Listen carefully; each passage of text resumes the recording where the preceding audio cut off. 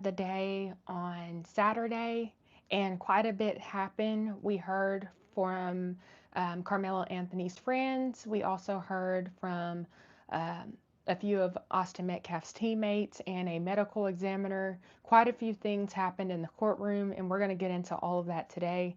Um, I'm going to go ahead and wait until some of y'all get in here so I don't have to repeat myself too much. Let me just check something really quick while I'm waiting for y'all.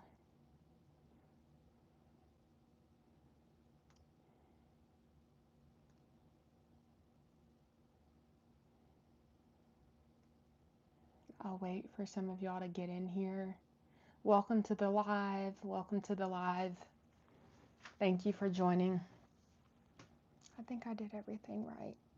I'm not used to going live yet, so I just want to make sure that everything's correct because turns out I wasn't actually hosting lives correctly before. So there were some things on the back end that I wasn't doing right, like turning on some of the settings that I need. So I just want to make sure I did everything right.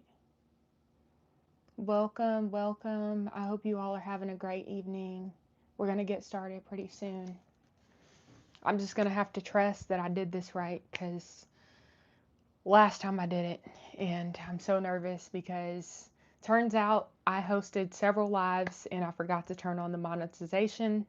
So basically, I did not get any sort of YouTube earnings other than super chats for those lives, which I appreciated you guys sending super chats, but obviously, this is my job. And yeah, basically, I was talking for hours and I had no idea that the monetization wasn't even on. So that's something that happened. Can you all comment in the chat so I can make sure that the chat is on? I'm new at this, so please work with me and let me know if y'all can comment or not. How's everybody doing this evening?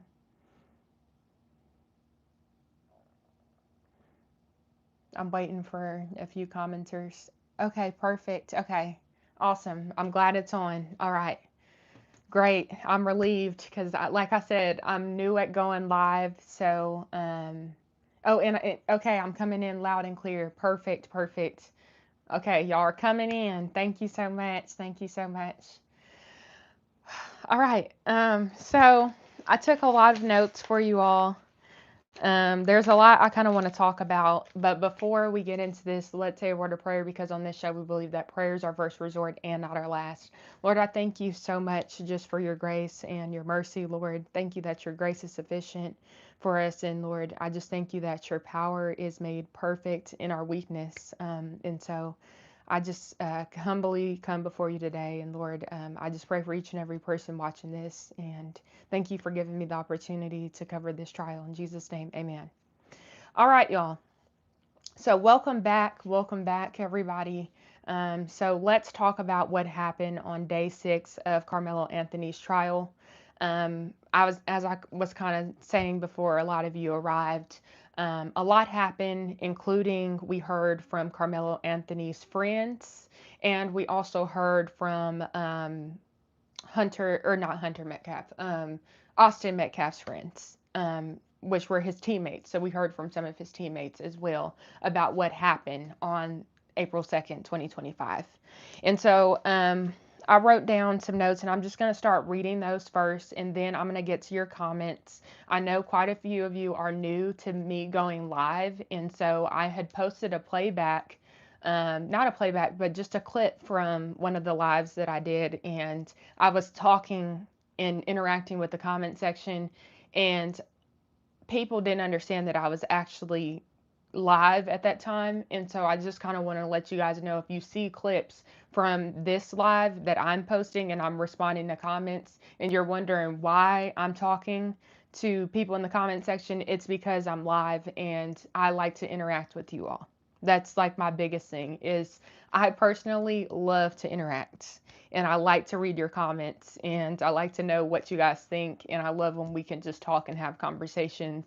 And I feel like lives for me, and I'm still new to it, so obviously once I'm back in my actual studio, it's going to, you guys know how the flow usually is, but we're going to do more lives. And I want it to be interactive. I eventually want to actually have live conversations with some of y'all where I post a link and then you can jump on and ask questions in real time. Like, I would love to do that. And so my plan is to um, get to that point to where we're doing more of those. And so let me know if that's something that you're also interested in. And I don't have on my glasses right now, so it's really kind of hard to see the comments, but I'll put them on once I'm ready for that section. Okay. So, anyways, I want to go ahead and get started with my notes. Okay. So I did want to note that I did speak with some Carmelo Anthony supporters, if you could call them that, people who side with Carmelo Anthony. I spoke with them on day 6, and that was like the first time I really had, I would say, interactions with more than just a few of them. Because, like I said, when I talked to you guys last on live, I felt like there was a lot of hostility coming toward me. But after talking to the group of people that I did talk to, I was actually quite relieved. And they basically apologized to me without like saying, I'm sorry. But they acknowledged that they were being hostile toward me, and it's because they didn't like that I'm hanging out with my friend Sarah Fields, which you guys know, and they don't like her, and so they basically thought that her and I were there together, working together, and that we came together, and so they basically were being hostile toward me because they thought that I was like working for or with Sarah Fields. And so I told them, obviously, Sarah Fields is my friend, so that's not going to change. And I kind of talked to them and expressed my feelings, and they were actually open to it and I told them, I was like, you guys are coming off hostile. And they said, they acknowledged that they have been, they can understand why it was perceived that way. And they said basically they were misjudging me. And I told them that's why it's important to have conversations with people. And it's important to actually be open because I think obviously we're all people. We should be able to talk and do so respectfully, and we're adults. And so I just felt like it was a moment where I was like, wow, okay, this is kind of one of the reasons why I came, is to build bridges, of course. And I love to have conversations with people. And you all know that I'm a people person. And so, that was a moment that I kind of wanted to tell you guys about. And I heard more about like why they're supporting Carmelo Anthony. And as you know, a lot of people are supporting Carmelo because he's black. And then there are people who are supporting him because, and this is an interesting take that I hadn't heard before. Um, yeah, somebody said, "Girl, they will still be hostile towards you for telling the truth. Don't let your heart down around them. Don't let your guard." Yeah, no. A lot of them were still hostile. And obviously, I had, like I said, just a conversation with those select few. And I'm not saying that they totally changed completely, but they were way nicer than they had been the entire time. And so it was nice to have just a conversation, And but like what you said is true. Like a lot of them are still to this day very hostile, and I just don't understand it because I feel like we should be able to act like adults. And a lot of behavior that's happening at the courthouse is just childlike behavior. It's absolutely unacceptable. And so it's unfortunate. And that's why I wasn't really on live. I didn't jump on live yesterday, is because I was just processing everything that happened. And I'm going to get into some of that because there was still some hostility, especially in the courtroom, and I just felt like it was very unacceptable. Um, but I did want to be honest with you guys and tell you that I did talk to some people who actually were willing to have a conversation because at first that wasn't the case. And so I want to be, you know, fair, and I want to present, what actually happened. And yeah, I just want to be honest with you guys. I don't feel like I should have to, like I'm not trying to play, I'm just trying to just be real. You know what I mean? Like there's no reason for me. I can say that and just share my true thoughts, and that was my experience. So anyways, um but anyways, so I want to start. Okay, so I entered the courtroom at around 10:30ish. It was around that time because I missed the first session.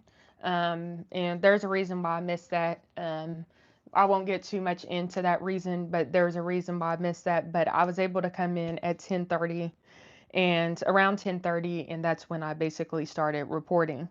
Um, oh yeah, so as I returned back from break, and I was in the waiting room, I heard a voice that said, "You're back." And it was Megan Metcalf. And she's really sweet. Every time Megan sees me, she's so sweet to me. And y'all, I'm telling you, I haven't been able to interact with Jeff Metcalf, but Megan Metcalf, I have been able to talk to her, and I have been Facebook friends for a while now. And she has just been so nice to me, and I just felt like that was such a warm welcome. She's like, "Oh, you're back," and I was like, "Oh, that was so sweet." And so I wrote down, Carmelo looks like he's wearing the same suit or maybe just the same color from 2 days ago when I was in the courtroom. Because the day before Saturday, which was Friday, I didn't get to go into the courtroom, but I was able to go into the courtroom on Saturday. And it almost looked like he was wearing the same suit, but I doubt it. He was just wearing gray. Um, Maybe they all agreed on that color just beforehand, or maybe he is wearing the same suit. I don't know, but I just thought that was interesting. Um, and so then I wrote down more of Austin's friends and family were here today, as of yesterday, obviously. And then I wrote down right now the judge, defense, and state are talking off the record. They've been talking for about 7 to 8 minutes. Court stuff, I can tell. Later on, the judge said that they were talking about court stuff. I wrote that down. And I said, I can tell Carmelo Anthony's parents are worried. I can only imagine how they're coping with the reality of their son's actions. Um, I will say that Drew Anthony looked very, very worried yesterday. Extremely worried. I could just see it on his face that it's still not settling in that his son did this. Maybe I don't know what it is, but it's like he's obviously, to me, he's coming off delusional. Like, dude, your son, let's just be real, your son stabbed someone in the heart. And to sit here and act as though you think your son is still innocent and he was being bullied is simply just delusional based off of all the facts that have come out throughout this entire trial. We're 6 days in. Let's be real. And I pray for them too, because I can only imagine how that feels, especially because his son is literally only 19. So it's a lot for them to be going through as well. So I wrote that down. And then that's when we heard from the first witness. So after all of this kind of happened, we heard from the first witness, which I'm not going to say their names. I can't describe what they look like because the court said that we can't do that. So before I get into that, let me look at some of the comments really quick, and then we're going to get into what the first witnesses, or what the witnesses talked about. And if you have any questions, this is a good time to post them. Obviously, if I see any super chats or anything that pop up on the screen, of course, I'm going to make sure to acknowledge those. I actually want to acknowledge a few cash apps that I received. Right now, I'm recording on my phone, but Diane, thank you so much for the $100 cash app that you sent me just like 2 hours ago. I surely appreciate that. Thank you for your support. You guys have been supporting me a whole lot while I've been here, and I truly appreciate that. I feel like I have the best supporters on the internet. I have the best subscribers on the internet. You all have heard me say that all the time, but it's so true. It's so true. And I really appreciate you all. Also, there were a few, I think, super thanks that came in. Like I said, I'm on my phone right now, so I can't actually pull this up. But if you did send any super thanks or super chats that I did not, um, that I did not acknowledge quite yet, just know I really appreciate you, and I will at least write a thank you, but I want to verbally communicate that I'm so grateful. So, anyways, I want to go ahead and get into some of these. I want to go ahead and get into some of these comments because you all know that I love to respond to the comment section. Let's hopefully keep it respectful. I don't know if my moderators are in the chat yet because I do have mods. Thank you so much, Russ, for the $10 super chat. I really appreciate it. I appreciate your support. I actually saw your comment earlier, believe it or not. I saw that you commented on a video earlier. I had some time to actually catch the comment section and respond to a couple people, which lately I haven't really had time to do that. I've been so busy just with covering the trial and everything. And I've been running on basically no sleep. There have been days when I've literally gotten no sleep. But I want to be committed and I want to see this through to the end for you guys. I don't like to start things and not finish them. And so my goal is to finish. And something that I noticed is that I had posted this video earlier. And as you guys know, like lives are basically where I kind of talk about things and, um, I'm just myself, I feel like I'm myself all the time on the channel, but um I had posted, where was I going with that? I had posted a video and oh yeah, and it was like people like I saw somebody say something along the lines of basically they didn't like that I was interacting with the chat or something, and I was just like, this is a replay of the live. So for those who are coming in, I hope you guys understand that if you see me post like these clips, segments from our conversation now, and I'm responding to chats and stuff like that, that's why, is because I'm on live and I want to talk to you guys. So I see a lot of people saying hi, beautiful black lady. Thank you. Hey Tamara, I'm a new sub. Keep up the great work. Stay safe. Um, Girl, they will be hostile. Yeah, I addressed that earlier. Be careful, they will get violent if he's charged. I've kind of been thinking about that, and I think that it's possible for sure. And I've been praying about that and thinking about it. And we've been kind of making plans behind the scenes for, you know, safety reasons. Um,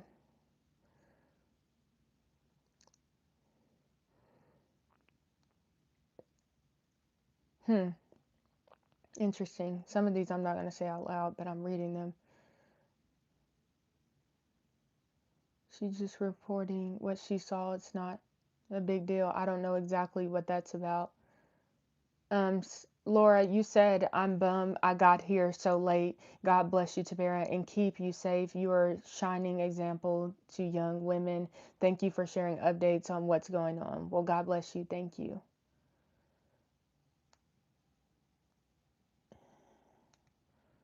Let's see what else is on here. I watched you a few times and decided to subscribe. You are amazing. Keep up the great work. Well, thank you, TMJ. I appreciate it. I see my mods in the chat. Thank you so much, mods, for being here. I really appreciate you. I don't know the future. Thank you for being here. Um, Somebody said, I will be completely honest and say I hate situations and trials like this. There are us who are overtly biased, but what annoys me is the people who are covertly biased. Somebody said, I just found you recently and love your channel and personality. Please make sure you get your rest. Thank you. Well, I appreciate it. I've gotten more rest today.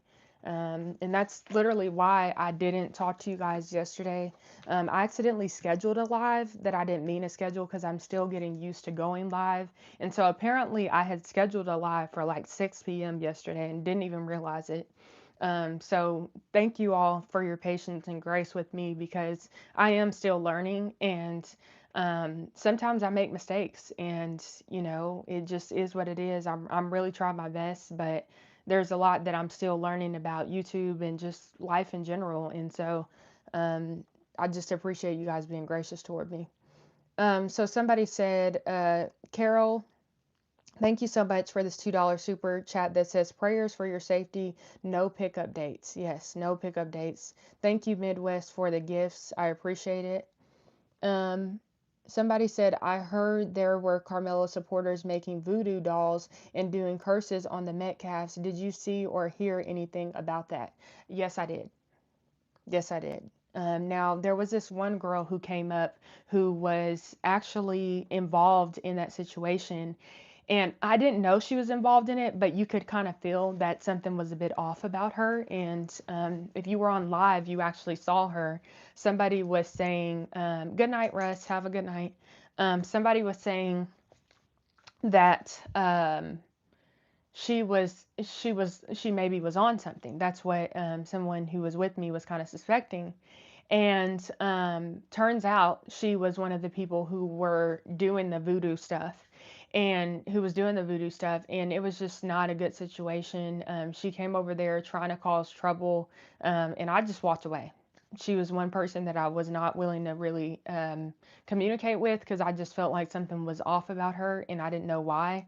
And so I just went ahead and just left, and I'm glad I did because it just wasn't necessary to be there.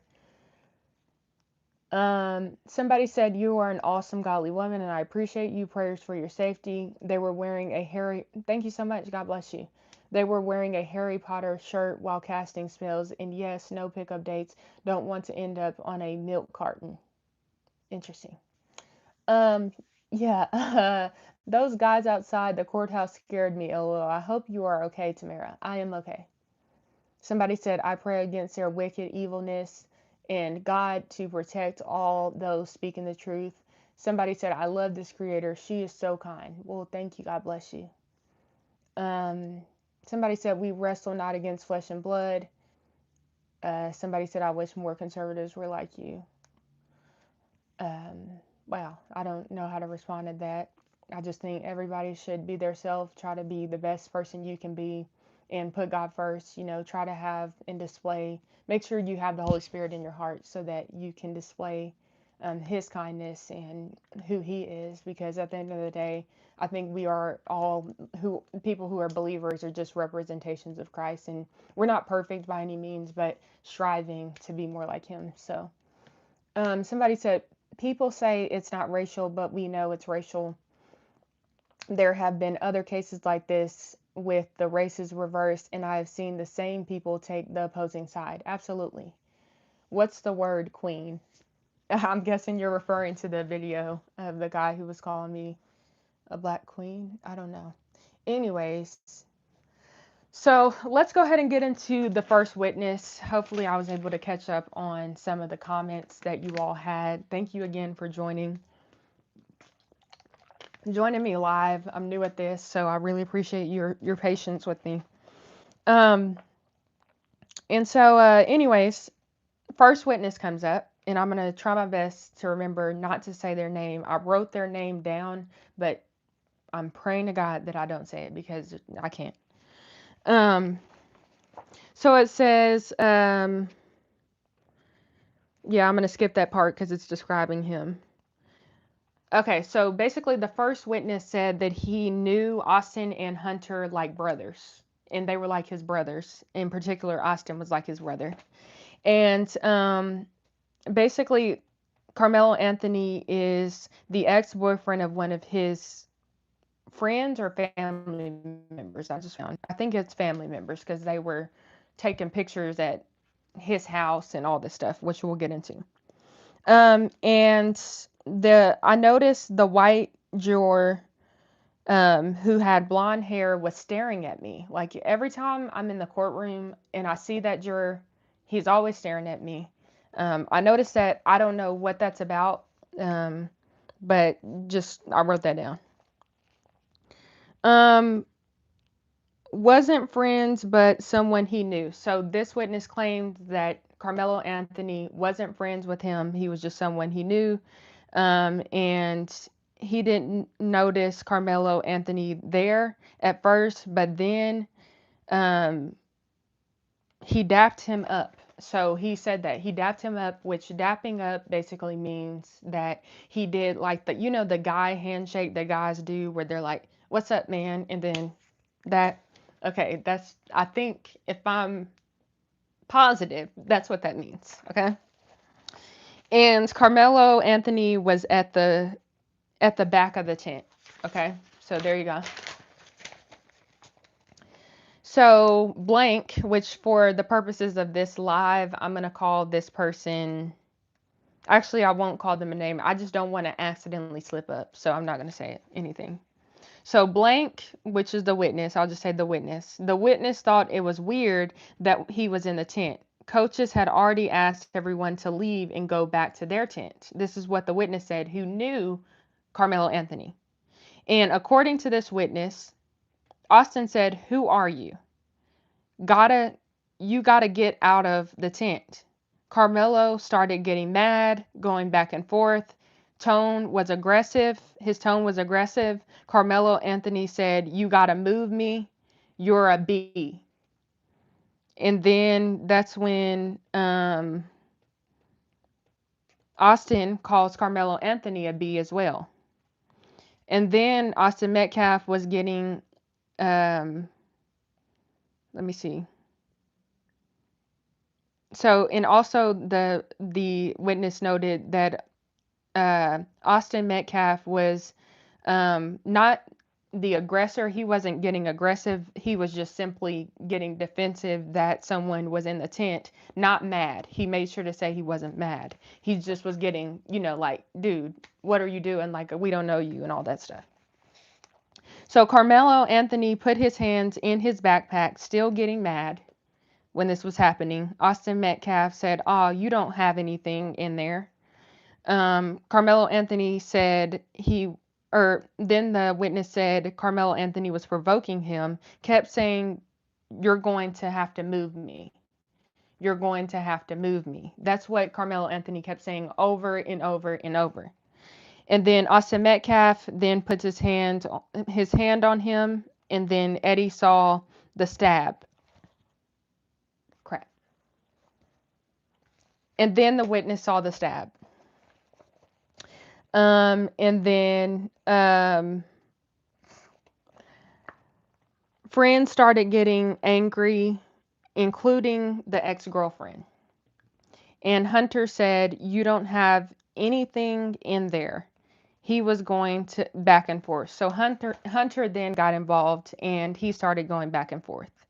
And basically the friends also started crying at this point, and the girlfriend started crying.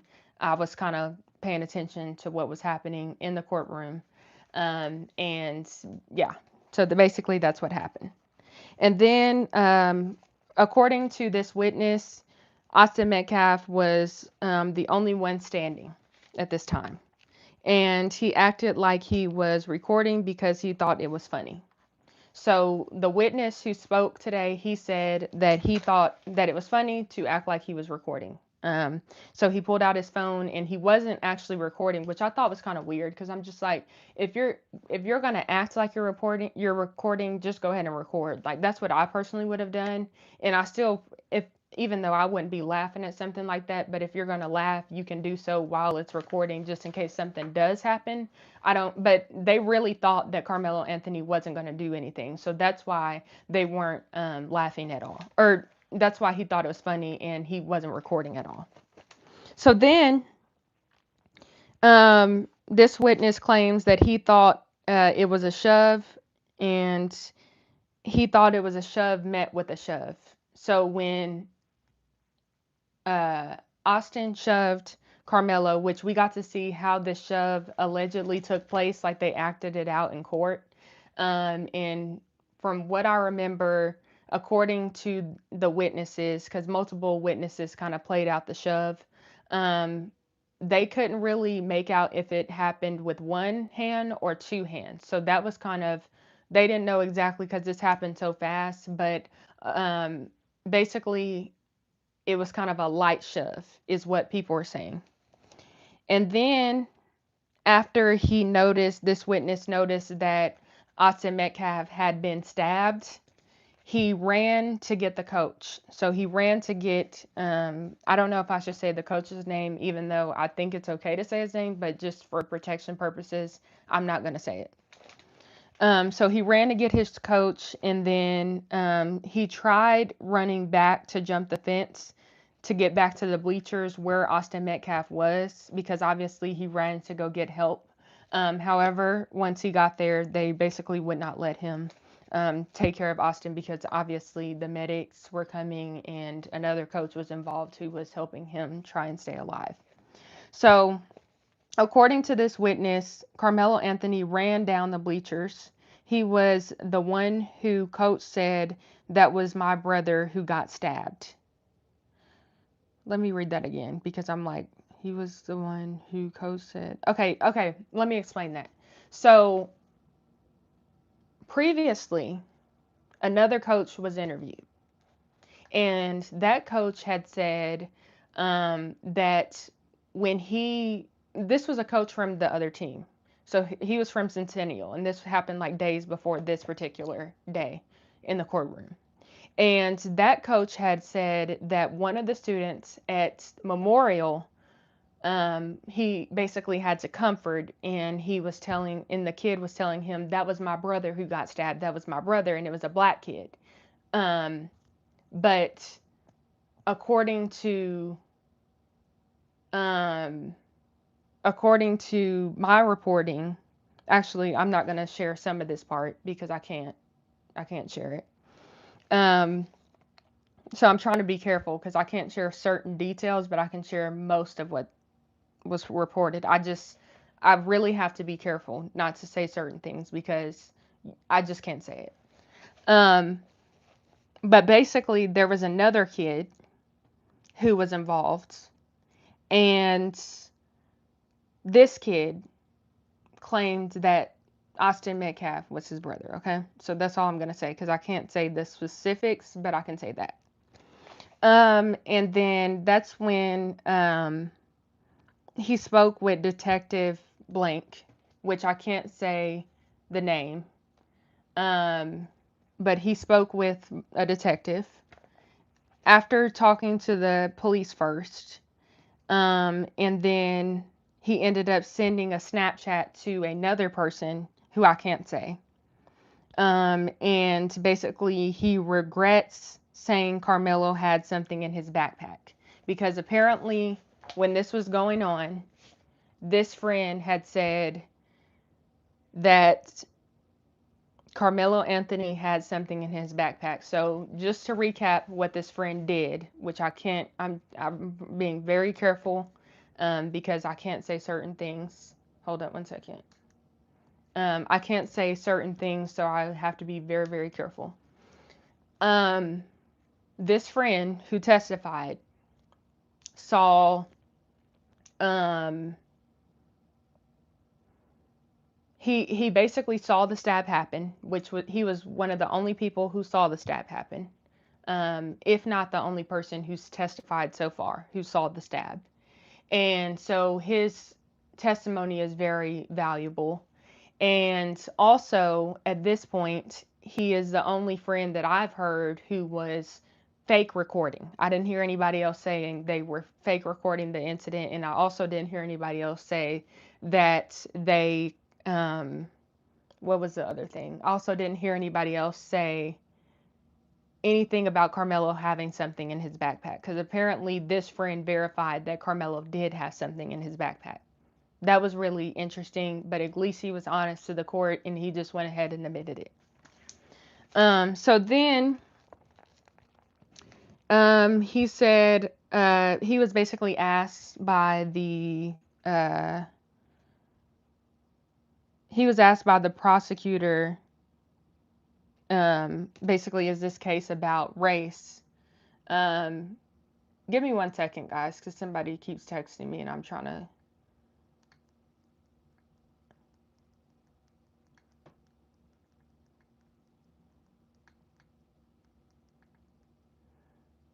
Okay, sorry about that. I'm like, my phone keeps going off, and that's kind of distracting while I'm trying to be on live and stuff. Like I said, I'm new to going live, so I had to kind of say Hey, can't talk right now. It's interesting being live. You guys are seeing everything in real time. It's just, I'm not going to respond to that comment, by the way.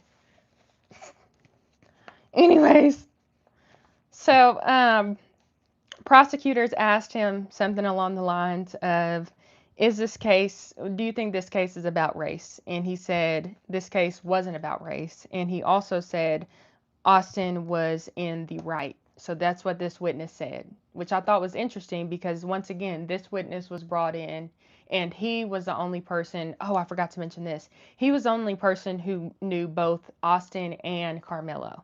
This is the only witness. So we heard some things from this witness that nobody else knew. And it was very important to know. So then he said he didn't know whose fault it was as far as the stabbing goes. He didn't know.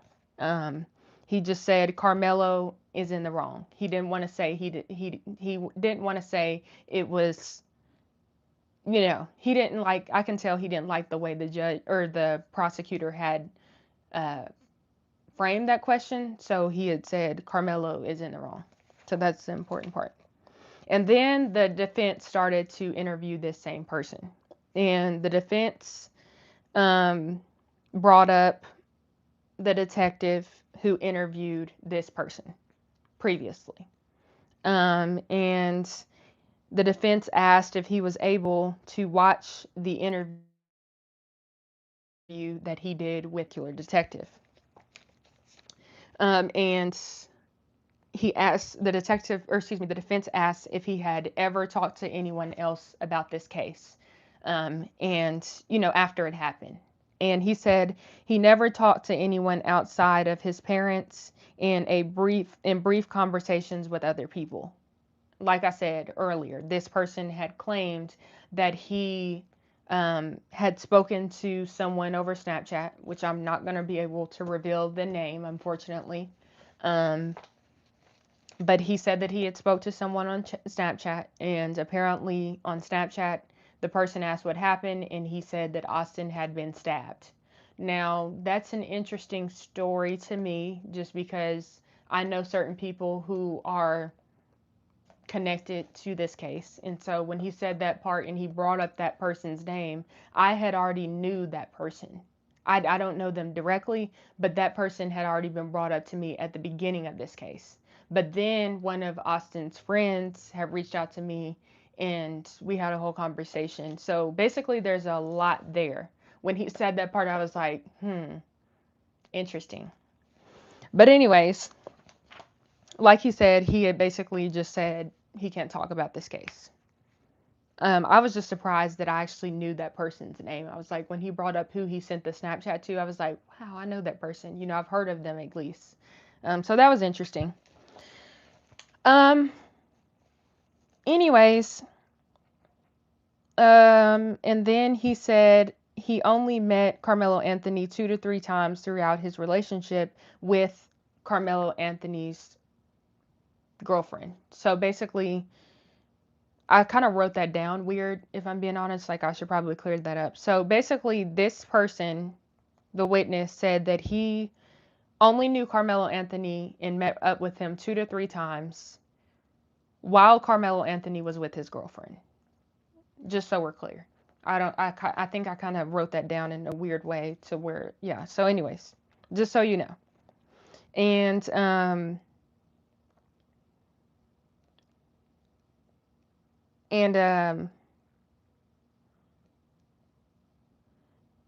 he was really close with his, yeah, I won't say that part just because it's not important. I don't want to accidentally say something right there. So anyways,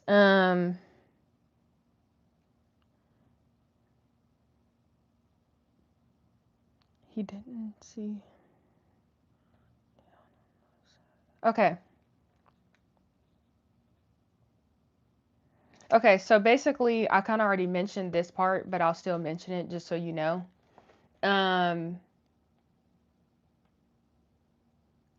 Yeah, I can kind of see the chat a little bit, by the way. So I won't mention this part too much because you guys already know I mentioned it earlier. But basically this witness didn't know that Carmelo Anthony was there until he had kind of noticed him at the left side. He noticed him on the left side of the tent, and he was up at the top. But at first, when he first walked into the tent, he didn't notice Carmelo Anthony was there. And then that's when Carmelo Anthony started talking, and that's when the altercation happened, which I'm about to get into that part. So that's basically what's happened so far with the first witness, but there's more. Okay, there's more, and we're about to get into that. But before we do, should I maybe answer a few questions? Let me see. What do we have on here?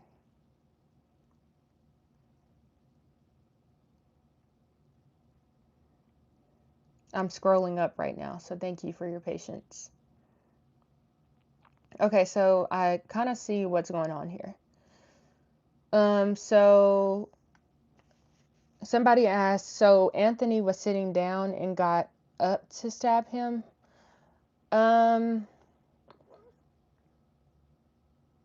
That's kind of, right now we're still trying to figure that out for sure, but it seems as though he was sitting down at one point, because I know that Hunter was sitting down, Carmelo was sitting down, Austin was sitting down, but eventually Austin gets up, he goes closer to Carmelo, but he goes slowly, and then from how it's described, it's kind of confusing, but basically from how it's described, Carmelo was sitting down, and then Austin had shoved him. It's kind of weird because I heard two different accounts, and how it was kind of presented, I'm not 100% sure, but from one account, from what I remember, Austin went to shove him, but they didn't know if he shoved him with two hands, but I remember it was like this or this, like something like that, because they couldn't remember. It was like a lot going on, obviously, that day.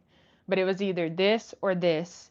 And then that's when, after that, um, let me think. So after that, I don't know exactly when the knife went in, but I just remember the shove part. I don't want to mess it up, so I'm going to have to just leave it at that as far as that part, just because I don't want to mess it up. But if I'll ask people who were also in there, a friend of mine was in there too, and I'll ask and see what her perspective is. And if she doesn't know for sure, then I'll ask somebody else. Because when I spoke to her about it, she also didn't know at the time that I spoke to her, but it's possible that she got more clarity as of now. I just don't want to give you the wrong information. So I'm just going to say that that's all I know for now.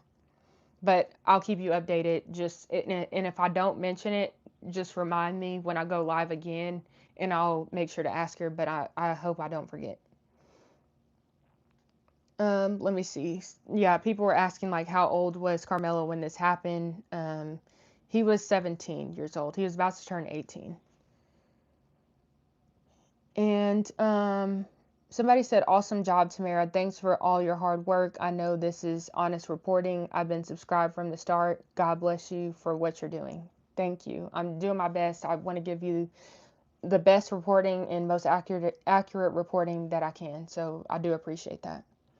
And then of course people are commenting and basically saying that he's 19 now, which is accurate.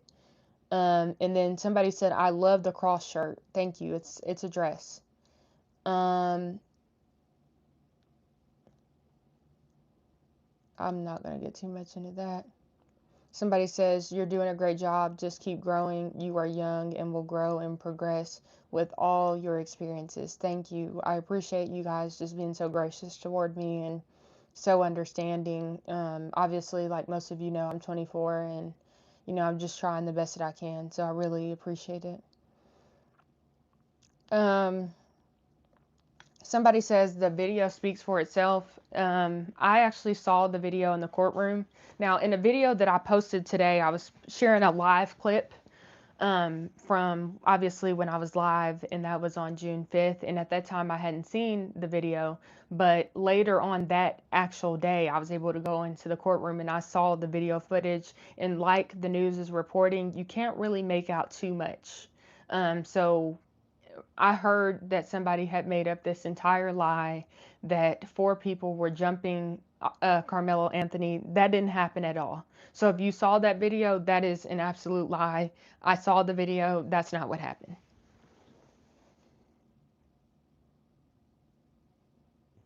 Oh, that's funny. I don't know. The future said you should have asked them why they aren't watching your live. That's true. I probably should have asked people that. But I know that most people aren't used to me going live. And to be honest, like I'm not used to going live either. So I'm just trying to give everybody an opportunity to get used to it, and hopefully people get notifications. But I will definitely start communicating a little bit better when it comes to saying, hey, just so you know, like I do go live too. Somebody said, anyone else having trouble hearing Tamara? Can y'all hear me? I have on my mic, so let me know if you can hear me. Oh, somebody said I hear her just fine. Okay, awesome. I'm glad. This is why I like to check the comments too, just to make sure I'm not missing anything. Yeah. And somebody said, respect Tamara. She doesn't want to mention witnesses' names. Yeah, I don't want to mention anybody's name. They were so young when this happened. It's really a terrible situation. These kids are traumatized and they were crying every time one of those witnesses got up. I would say a lot of them were crying. A lot of them were crying. There were a few who weren't as emotional, but like one that comes to mind that wasn't emotional, which was Carmelo's friend. He was actually interesting, which we're going to get to. I have some comments about him, but I'll get to that a little bit later. But yeah, most of the people who knew Austin, they were crying and they were just very distressed. The family was crying. There's been a lot of tears in the courtroom for sure. It's been real heavy. Um, Somebody said, don't we already know the witnesses because of social media? Why is Tamara protecting their identities? Because the court asked us to do that. And yes, I know at least one of the witnesses' names is already out there. It's already been said. I even saw that the local news had sketched a portrait of this witness, and I actually talked to the sketch person. She's been doing a really good job. By the way, if you've been seeing those sketches that they've been posting, yeah, those are very, very accurate. As far as that is exactly what the courtroom looks like, just a sketch of it. You can really get a good look at like she really did a good job depicting what Carmelo Anthony looks like and what his defense looks like, and the prosecutors, like she did a really, really good job on those sketches. So I told her that. Um, Somebody said best reporting, spot on information. Thank you. God bless you. Somebody said, when you gonna call me, Tamara?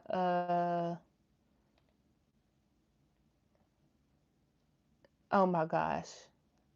Somebody might be going into timeout. Somebody said,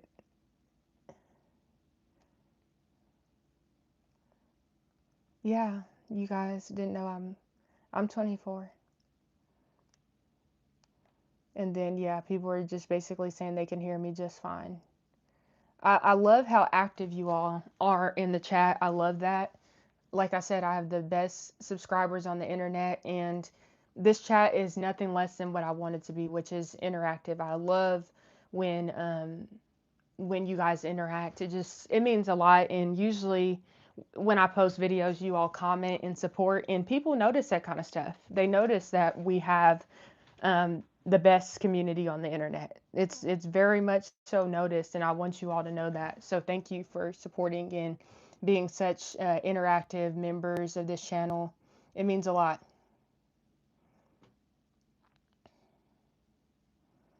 Um,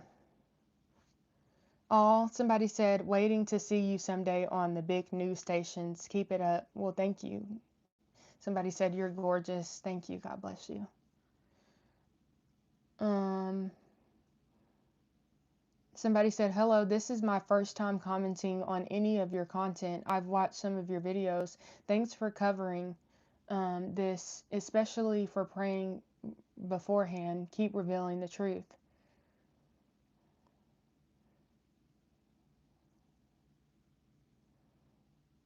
And yeah, I think I'm going to start reading what else I got here.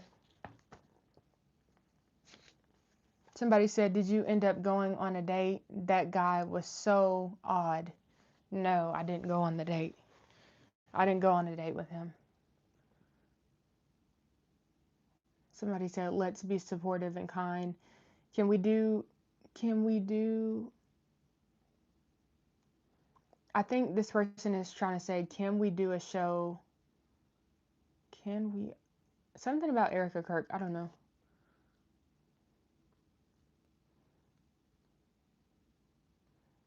Yes, the guy got away from me. Y'all, you have to go watch the follow up video where I add commentary.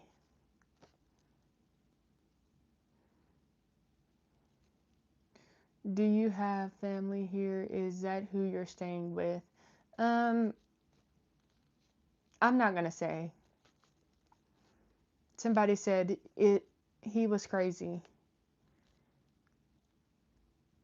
Lots of weirdos in Collin County. I want to scream at him to get away from you.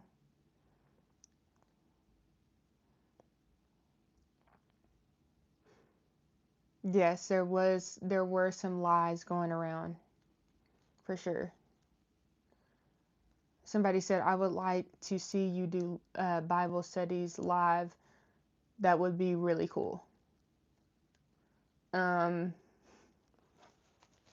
I saw a comment, but as you can see, my mod took it down. So somebody said, any ideas regarding a verdict timeline? Trial seems to be moving fast. Yes, we're going to get to that. So let me go ahead and start reading more of what I have here just so you're aware of what's happening.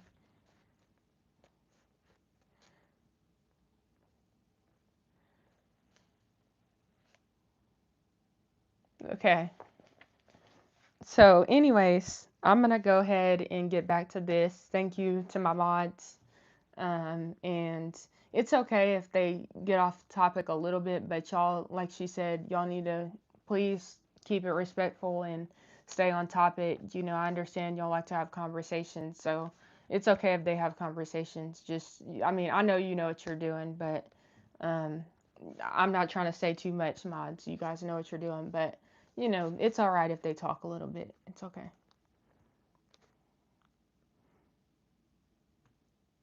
Yeah, exactly, April. Thank you. Okay. So, anyways, um, where was I? I'm gonna read through this a little bit so I know exactly where I was. Okay, I know exactly where I am now. Thank you for your patience. Okay, so basically, where we left off is when this witness starts describing how Carmelo Anthony was acting. Okay, and so he said Carmelo Anthony said out loud that Memorial was bad at football, and he said it really loud because they were all talking about football, and Carmelo, like I said, was in the back, and he was sitting there in the wrong tent. People were already like, "Dude, what are you doing in our tent?" He had on unidentifiable clothes. Nobody knew him except one witness, and the defense asked, why did this witness not say anything on Carmelo Anthony's behalf? And he said he didn't think he needed to because he was talking to some other people, like this witness was talking to other people, and nobody thought anything bad would happen. Um, like Austin has said, he was saying basically, you live in Frisco, so we don't expect, which you may hear that from another witness, but I'm kind of just talking off of what I remember. Um, Austin was basically saying, Carmelo Anthony, you're from, he didn't know his name, but he was basically saying, you're from Frisco, so I don't expect you to have anything. You don't have anything in that bag, because they were trying to figure out why is his hand in his bag. Um, I just saw that latest comment. You guys are funny. Okay. So then he said it out loud so everyone could hear him, which you don't do that when you're in somebody else's tent and they're already agitated with you. You're looking for trouble. So it seems as though that's what he was looking for. And so defense and prosecutor approached the judge after blank, the witness, said he only hung out with Carmelo Anthony 2 to 3 times in the past year. Then we took a lunch break, and the lunch break was probably about, I would say, 20 minutes long, which to me wasn't long enough because y'all, we are in that courtroom for hours and hours and hours, and we have to arrive at court really early. Um, we arrived to the courthouse very, very early, and like I said, I haven't been getting much sleep, and so when you only actually no, the lunch break was an hour. Sorry, the typical breaks were just 20 minutes, but either way, the breaks should be longer because it's just so much. I can only imagine how the jury feels. And so, um, one of the lawyers, which was a defense lawyer, had asked the judge, could we take an hour-long break instead of a 45-minute break? Because at first the judge was like, 45 minutes, is that enough? You know? So, anyways, I know that's kind of not a very important detail, but just imagine how tired they are. They're very tired, and the jury does care about, Austin Metcalf and his story, and I can tell that just by looking at some of those jurors that they want justice. Now, I couldn't read all of their faces because some of them are really good at poker faces and, really keeping their composure, not showing exactly how they feel. But then there are jurors who are on the stand or, up there who were crying, throughout the day. And you could tell that they were emotionally impacted by what is happening. And so that's that too. All right. So after the lunch break, this witness suggested a two-man date. A two-man. That's what they called it. And it equals, I wrote, double date. And that was in December 2023. And keep in mind, the witness suggested that to Carmelo Anthony.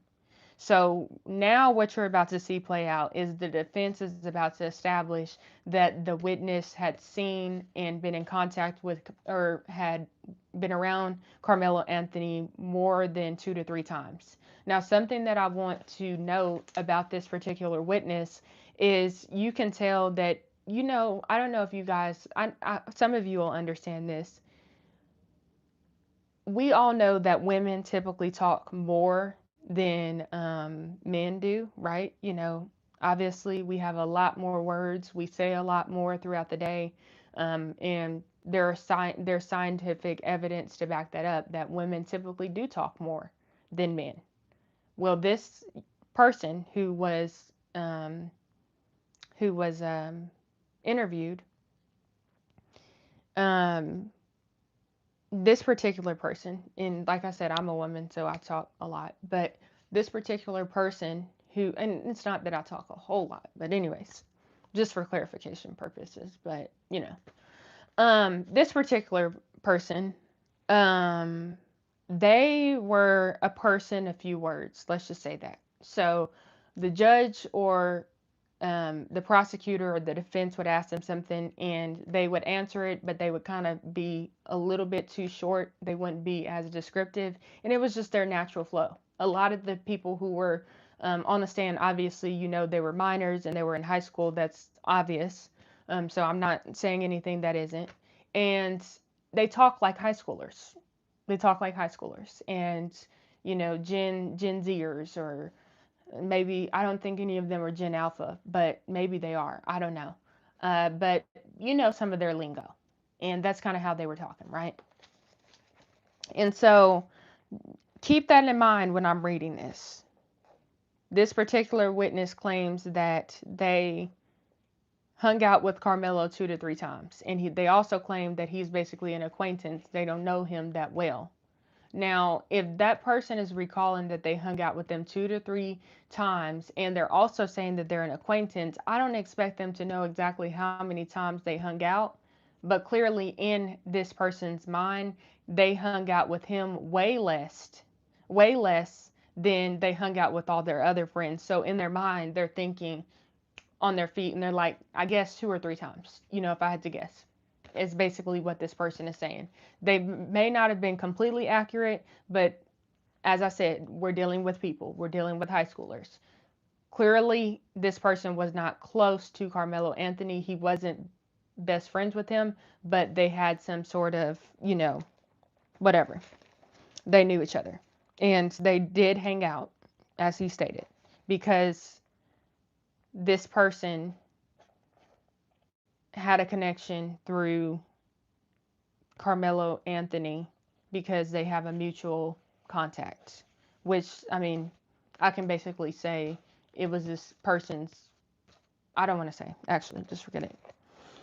Um, Anyways, so the defense brought up a marshmallow roast and a grandmother's birthday. And like I said here, I noticed this witness was short spoken, not overly detail oriented about things, just kind of a person, a few words. And if you understand what I'm saying, you understand what I'm saying. And so basically, the defense was showing this person that no, you've hung out with him more than 2 to 3 times. You know Carmelo Anthony because you've hung out with him a little bit more. But like I said, you can tell by the pictures, you can tell by just kind of the culture of the people who are being interviewed that obviously they live in a very nice area. Um, just because you see somebody sometimes doesn't mean that you're really close with them, but the community is so has that community feel that of course you're going to hang out and you're going to intermingle with different people if you have mutual connections. Does that make sense? That's kind of the vibe that I got. Like Frisco is a very wealthy area. Everybody's kind of nice and has the resources, has the money to be able to plan different things. And sometimes people get invited to certain things and it's because they have mutual connections, clearly, right? And so the defense had brought up these things: the marshmallow roast, grandma's birthday, and then Carmelo Anthony supporters started laughing under their breath. So I could hear them laughing behind me, some of them. And this was kind of a slam dunk to them, like, oh, see, he does know him more than, he's saying that he knew him and blah, blah, blah, like that kind of stuff. And that's when I wrote down he says he didn't know Carmelo Anthony very well, even though the defense brought up 6 to 7 times, 6 to 7 different pictures of them together at different events. Because, like I said, this particular witness has a mutual connection, and clearly Carmelo Anthony and him had hung out more than a few times because of that mutual connection. But when you're an acquaintance with somebody, are you going to remember exactly how many times is that important to you?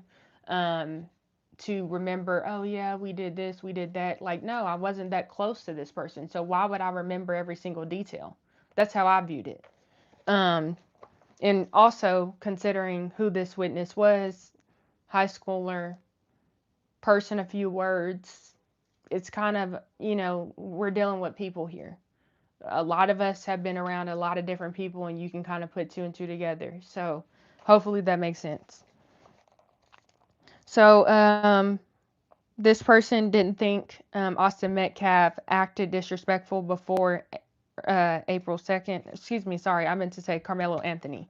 So that is one thing to note, is that this particular witness who already knew Carmelo said that he didn't think that Carmelo Anthony acted disrespectful when he did hang out with him before this incident happened.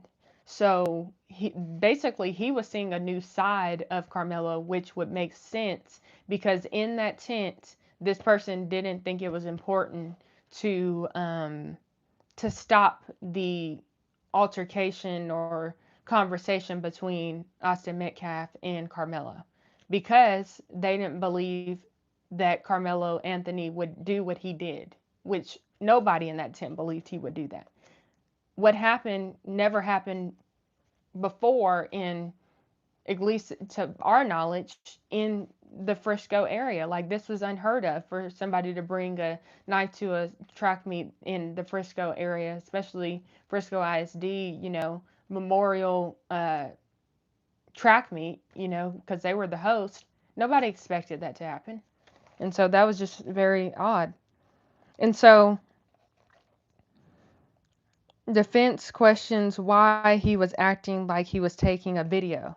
So yeah, the defense brought that back up. Like, why were you acting like you were taking a video? Why was that important? Why would you do something like that? And basically he just doubled down and said, I was just joking around. I mean, they were high schoolers. Come on, like, stupid. And he said he was acting dumb. Like, it was just not a good idea. But I mean, it's not a crime to act like you're taking a video of somebody. Anyways, and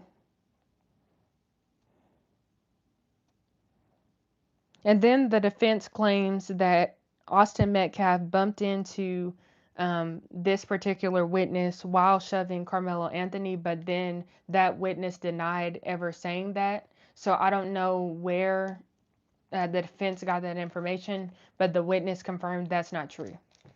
All right, so I want to take a break really quick. I'm going to get some water, and then I want to get into some of these questions.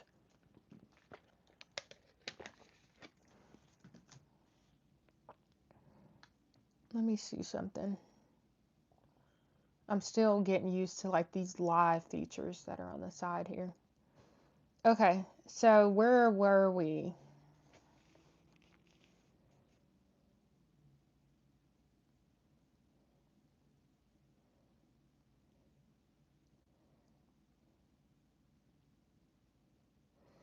Give me 1 second, please. I'm just scrolling up to see what did I miss. Um,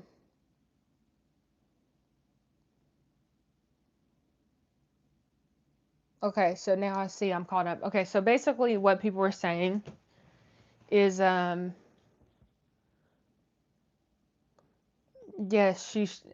somebody's responding and they're saying, yes, April, she shouldn't give out any personal information.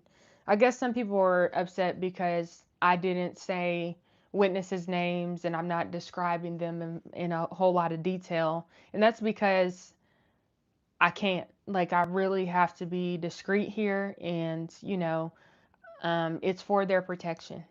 And so I just hope that people can respect that. Imagine if it was your kid in this situation, or your cousin, or you were a young teenager. How would you feel if the whole world knew exactly who you are and you were involved in a murder trial? That's why I think I understand a little bit more why the judge decided to really hold this case so close and not allow and only allow 27 people from the public to be in the courtroom at a time. Like, I'm literally one of 27 people who attended that day, who know what actually happened, who's a part of the public, and I understand why. Because people can be so, so evil. And it's not everybody, and I know maybe you're somebody watching this and you're not an evil person, so you don't understand. But the world is not always a kind place. And so, um, for the purposes of respecting the people involved, I really got to, keep it close for sure. But I'm doing my best to explain what I can explain, so I hope you guys understand that. Somebody said it's a high profile case, he's going to get maxed.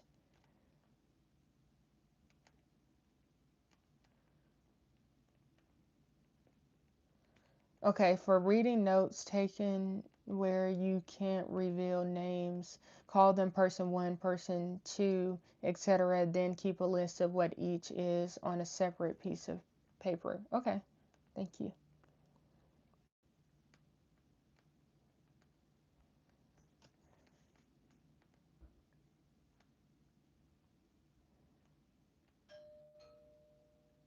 Give me 1 second. I have to answer this really quick. I'm going to be back in like 2 minutes. Give me 1 second. As you heard, the doorbell just went off, so let me get this.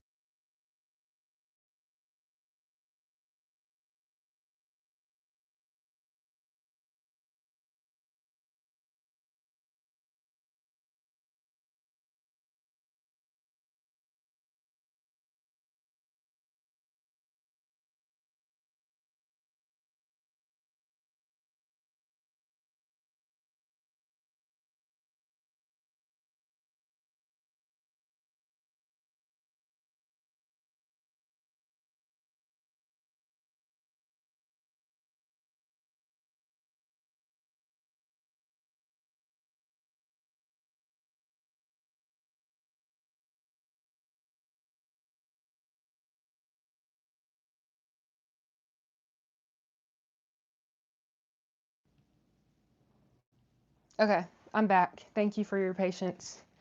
Um, I needed to take care of that. Somebody said Tamara is doing great, speaking the truth from the heart, doing the right thing. Loving your coverage on this, Tamara. Thank you guys. Did you feel the energy vibes? What do you mean by that? Like, are you asking me kind of what it was like? And yeah, if you could kind of tell me what you mean by that, and I'll try and answer.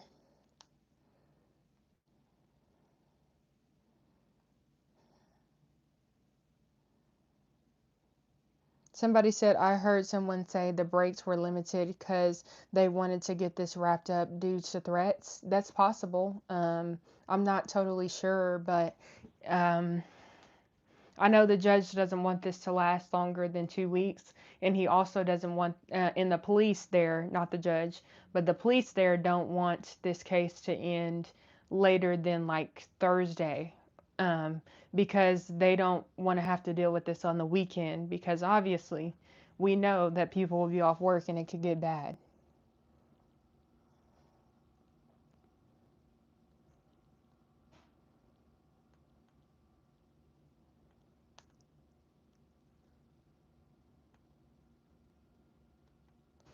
Um, Somebody said, y'all talk a lot. We get it. That's Todd said that. That's funny. I mean, anyways,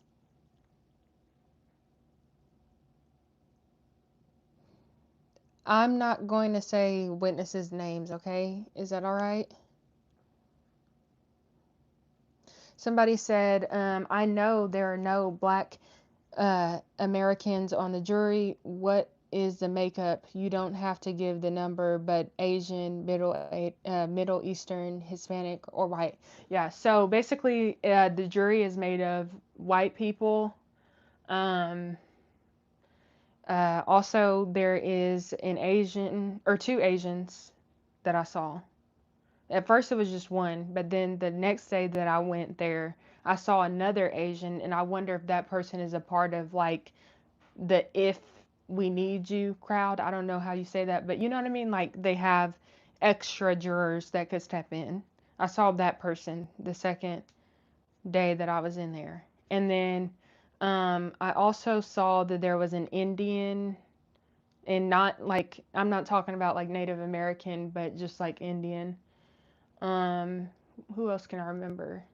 There was a Middle Eastern man, a man who looked like he was Middle Eastern, and um, I think there was another multicultural woman.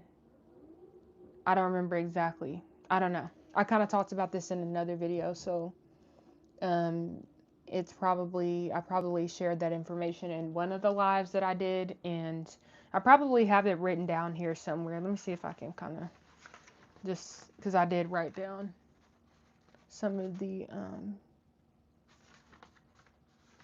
information. If I can.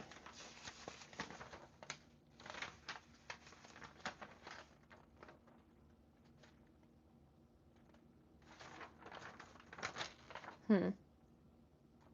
Okay, I can't find it. So I'm sorry, but you guys can go check and see what I said previously. Thank you for keeping us informed. Just discovered your channel a couple months ago. So glad I did. You're one of my favorites. I've been sharing your videos. Amazing work. Well, thank you.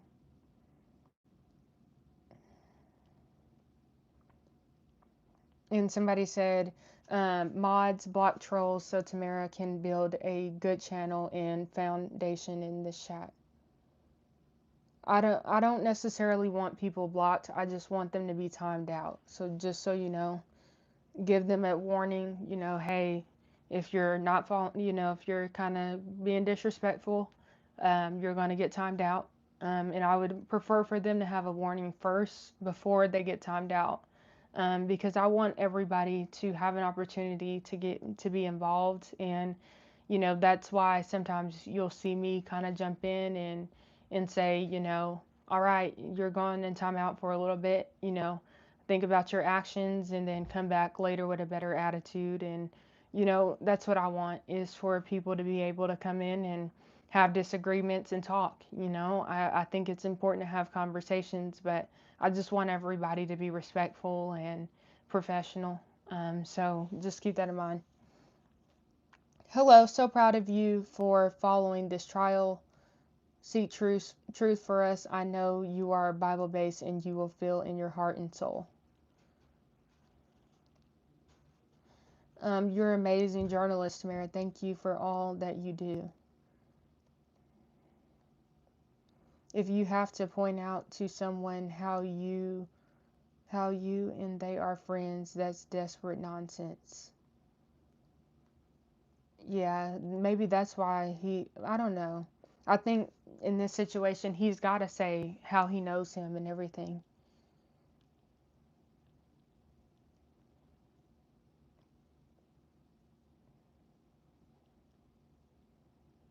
He should get 10 years. Everybody will be okay on both sides. That's what someone says. What do you guys think about that? How many years do you think Carmelo Anthony should get in prison? I want to share my thoughts with you, but it probably won't be tonight, just because I want to see how tomorrow goes. I've been thinking about this for a while now, what I think, how many years he should get. But I'm still kind of piecing together the pieces. But as a lot of you know, the prosecutor has rested their case, which we're going to get to, because man, did it get heated. Y'all.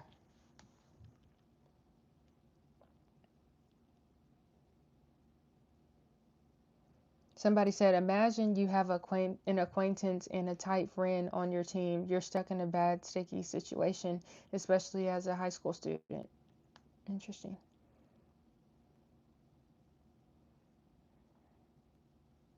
Somebody said, you a teether.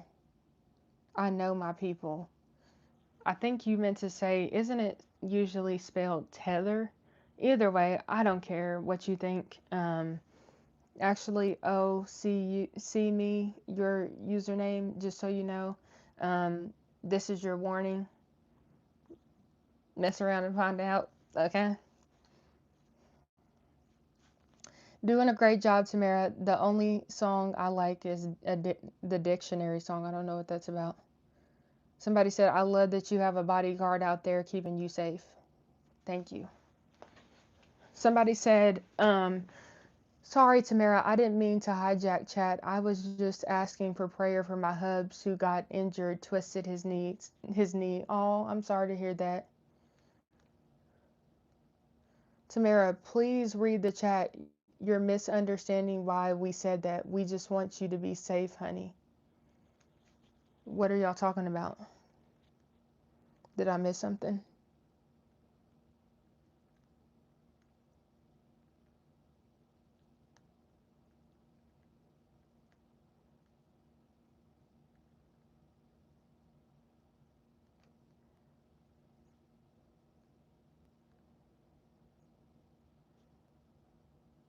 Yeah. There's so many comments. I'm trying to get to everybody, but I don't think it's going to be possible. I want to get to this next no, more notes. I want to get some more notes. April said earlier, when you thought we were upset about you not giving out the names of the witnesses, what we were really talking about is you. not giving out your location. Yeah, I won't be doing that. Thank you for clarifying.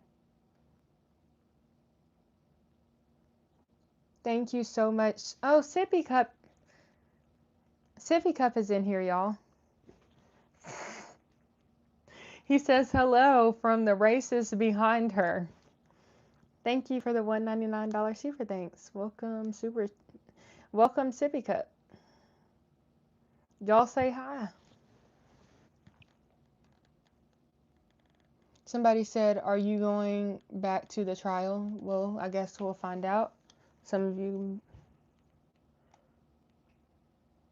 Somebody, Kim Gates, thank you for the $5 super chat. I really appreciate your support. Can you guys hear me pretty well? They're saying hi, Sippy Cup. I get that question a lot, believe it or not. Someone asked, "How do you get your teeth so white?" I think my teeth have always kind of been pretty white, but I always make sure that I floss, brush my teeth 2 times a day, and I would say I eat pretty good. So maybe that's a part of it. I don't have any cavities, and I do like my toothpaste is technically I get the cheapest one they have at Walmart. Not the cheapest one, but like the Crest toothpaste, and I think it does have like some sort of whitener in it, maybe. So could that be why my teeth are whiter? I don't know. I don't even know if that really works, but that's all my. Do you need financing for your trip? Well, if I'm being honest, every little bit helps.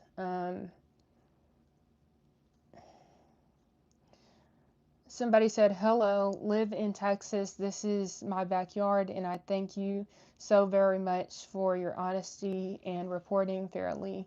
You are truly a breath of fresh air and love your channel. Abundant blessings to you." Thank you, Karen. Like Karen said, all donations are appreciated. Thank you. Somebody said, "Okay, nice. Thanks. Thanks you from the South. I hear an accent." Well, I mean, you probably do.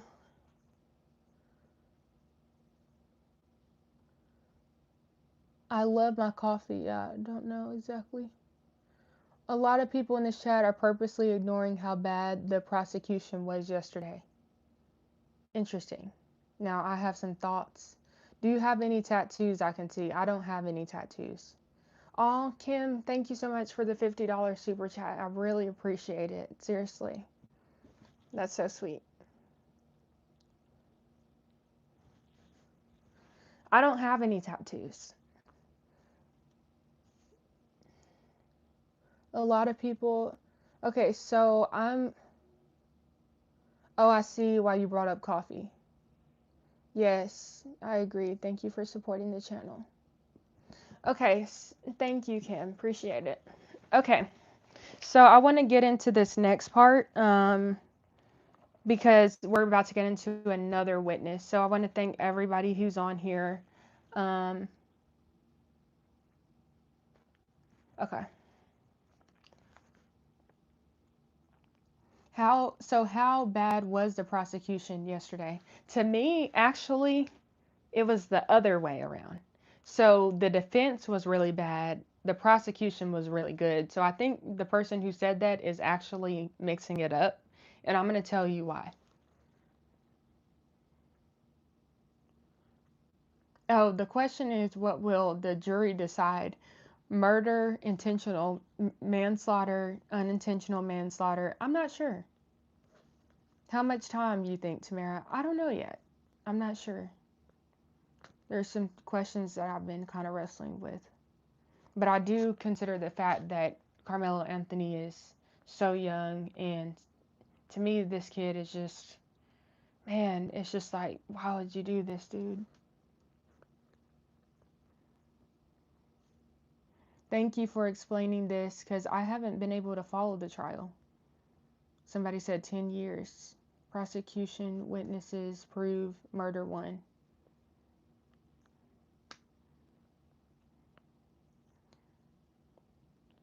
Okay. Yeah, he can't receive the death penalty. That's correct. He's too young. He was young. He was too young when this happened, should I say. Somebody said, I like you a lot and I want you to marry me. Ha, that's funny. Somebody said, what about what they have done to the Metcalfs? Who are we talking about? Who is they? Just for clarification purposes. Somebody said, come on, Tamara, name one witness on cross-examined yesterday that did not get caught in a lie. Go. Um, I will say this. I think that the kids, some of their memory is obviously a little bit, they can't recall every single detail. So it's like you have to kind of give a little bit of grace. But I noticed that with multiple witnesses that I did hear from, the witnesses I heard from, their stories were all consistent when it comes to the big parts, the main parts, the most important parts, which was what happened, as far as who was provoking the stabbing, what did they say? All those things were basically consistent the entire time. Now, there was this one witness at the end who I think they're going to throw out his testimony because that was hard to watch, which oh, thank you, Sippy Cup, for the $19.99 super thanks. He says, gotta go, see you soon. Come on, Tamara, I thought you had integrity. Okay, this is the same person who's asking me about the witnesses. I'm telling you what I believe. Especially if the witnesses are young, they rarely pay attention to the small details. Absolutely. Okay, Black Black Sean 2299. Were you in the courtroom? Were you in the courtroom? I just want to know. What am I lying about? He says, Tamara, you are lying and I'm so disappointed in you. What am I lying about? These are kids. You have to understand that they're not going to remember every little detail. But like I said, we heard from multiple witnesses. And it wasn't just today or yesterday that we heard from witnesses. We've been hearing from them throughout the week. And most of their stories are, for the most part, consistent. Yeah, there are little discrepancies here and there, but they can't remember every detail. Somebody said, Tamara, you are beautiful and I love your mindset. Thank you. April said, Black Sean, you need to quit running your mouth. Mods maybe consider kicking this dude. He's being unnecessarily rude. Well, let's give him some time. I think he's just expressing his opinions, which is okay. As long as he's not, if he goes like overboard, then mods will step in. But let's kind of, Somebody said, Rock said, love your integrity and honesty. You are forthright with your reporting. Blessings. Thank you, Rock _K9. And I appreciate the super chat. Thank you.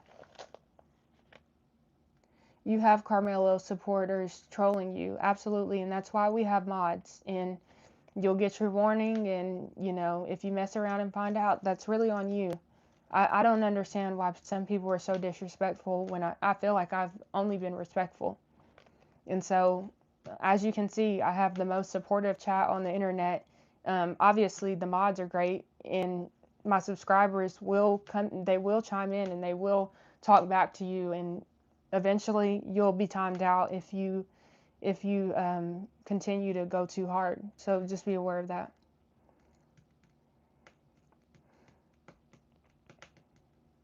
Somebody said a bit behind. Well, please watch the replay, okay? I've kind of been on here a while.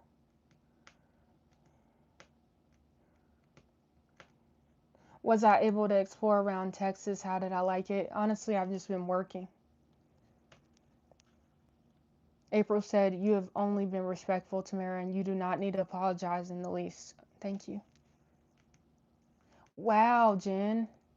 Jen said, I have followed since you had about 2,500 subs. Never comment, but usually watch. Wow. Thank you so much for your support. You're basically like day one. Because I had only like Last April, I had about 3,000 subscribers, and now we're at like 65,000. So we've grown pretty fast.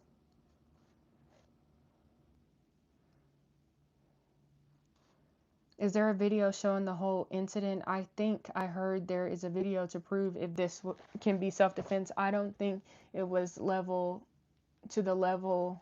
It was to the level of murder. Okay, so the video isn't clear. We can't really make out everything in the video. Thank you, James. He says we got your back. People are attracted to honesty. Oh, that's so true. God bless you. That's what happens when you honor God. He multiplies your blessings. Absolutely. I feel very blessed and grateful. I'm so blessed. We love you all the way from Detroit.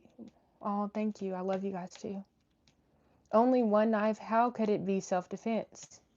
Yeah, please explain it to me. But like I said, it's so unfortunate. Somebody said, thank you for answering my question. You are very honest, fair, and godly. Well, thank you. God bless you. And you're welcome. Love you, Tamara. Love you too. I just got here. What is this live about? I thought, did I make a title for this live? I thought I did. This live is basically about court updates, recapping what happened.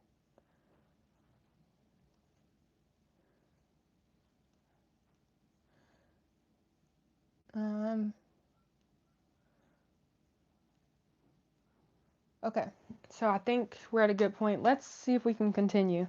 So, thank you everybody. I think I said thank you for all the super chats. If I did, mods, please remind me. If I didn't, please remind me. But I think I got everybody. So, and mods, you're doing great. Y'all, I'm so proud of you tonight. Y'all are on top of it. Thank you so much. So next witness came to the stand and he actually attempted to look Karmelo in the eye, which was very interesting to me. I was like, wow, he was bold. He wanted to actually make eye contact with him, which I hadn't seen that from any other witness that I heard from, except for like a coach. He made eye contact with Karmelo because he was the coach who comforted him. And that was interesting. Thank you, Annie, for the 99-cent super thanks. God bless you. Thank you. Yes, I have mods. They're in the chat. At least one of them, I think I saw in the chat, one or two. There is no title for this live. Are you serious? There's no title? I thought I did make a title. Okay, that's concerning. Like I said, I'm new at this, so I'm really hoping and praying I did this right. Okay, somebody said there's a title. Okay, I'm relieved. Thank you, Karen. Increase your volume. I don't think I can. I could probably move this up a little bit, but just tell me if you can hear me well enough. I think most of you guys can. Okay, thank you. There's a title. I'm relieved because, like I said, I wasn't actually doing the lives right. So, as you guys know, I've gone live probably 3 or 4 times or something like that. Y'all know exactly how many times I've been live since this incident happened or since the trial started. And turns out I forgot to turn on or I didn't know that I needed to turn on the monetization. So basically, I made like $2 on one live, which I was on there for like 50 minutes. And the other ones were pretty low too. Other than like super thanks that I got, which are super chats that I got, and I was so grateful for those because if I didn't actually earn any super chats on those lives, literally I would have made nothing because I didn't know that you have to actually manually turn it on. But for this live, I did turn it on.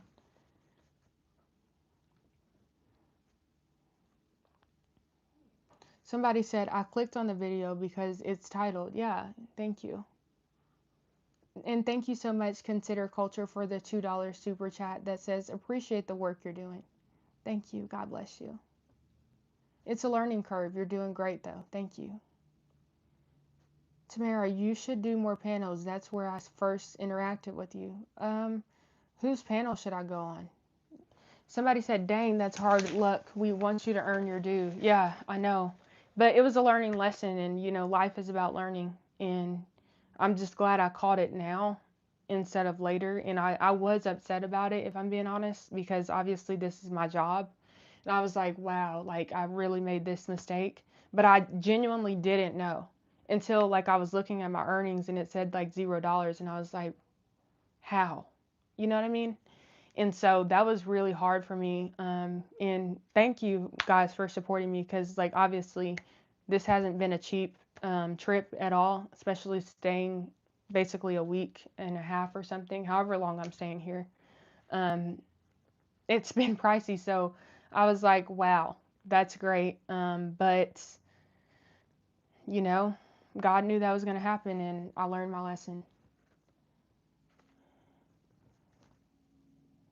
I would like to become a member. I'm on Social Security and can't afford it. Please do not become a member. I appreciate you, Kim, but keep your money, please. I don't want to take that from you. Um, we'll never make that mistake again. Absolutely. Absolutely not. Somebody said, I'm trying to figure out how to pay for a super chat. I'm sorry not to be able to send money until I get this figured out. Oh, thank you so much, JD. Thank you guys. Oh my gosh, that was so sweet. Thank you. JD Weatherfly sent a $99 super thanks. Wow. Thank you. God bless you. Cindy sent a $20 super thanks or super chat. Thank you so much. God bless you.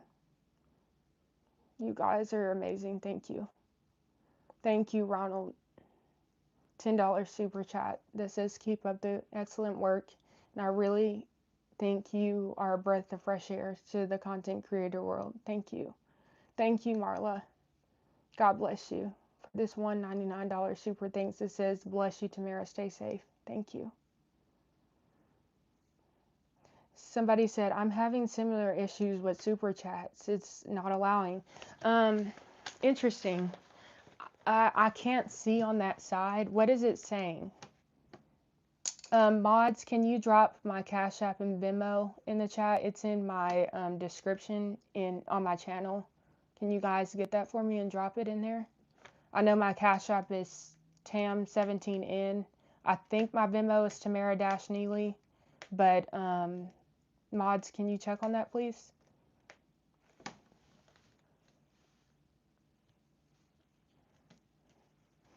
Somebody said, your accent reminds me of a dear, where is it at? Dear cousin from Oklahoma. Huh, I wonder why. As you know, I'm from Oklahoma, born and raised. Thank you, Tamara. Just donated on Cash App. Thank you so much. God bless you. Thank you, Jonathan. See how great your chatters are? It's because you are very respectful, and that brings the good people. Plus, the mods help immensely. Thank you, mods. Thank you. Yeah, my mods are amazing. I can see super chats just fine, Tamara. I will in post shortly. Thank you, Karen. And thank you, Cindy, for explaining it.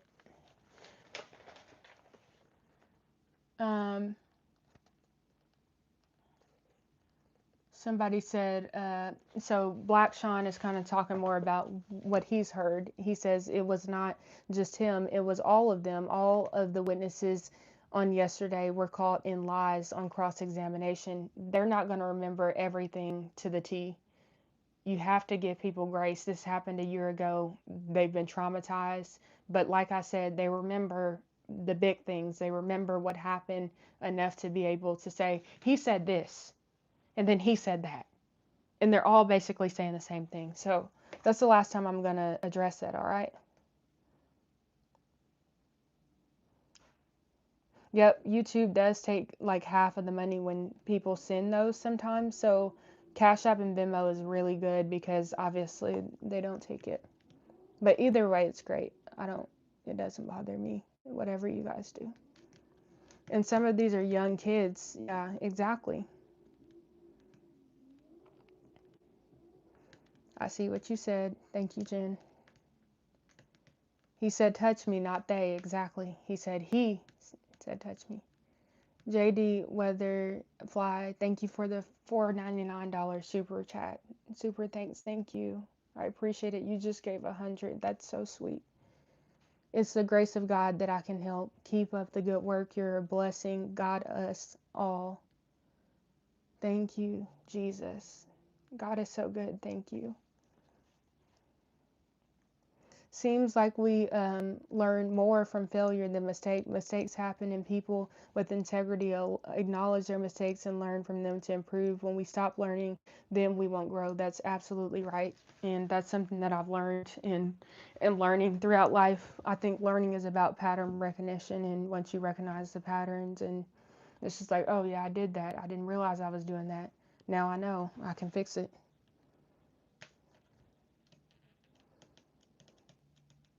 Exactly. How much can you remember from a conversation you had years ago or a year ago? Be real.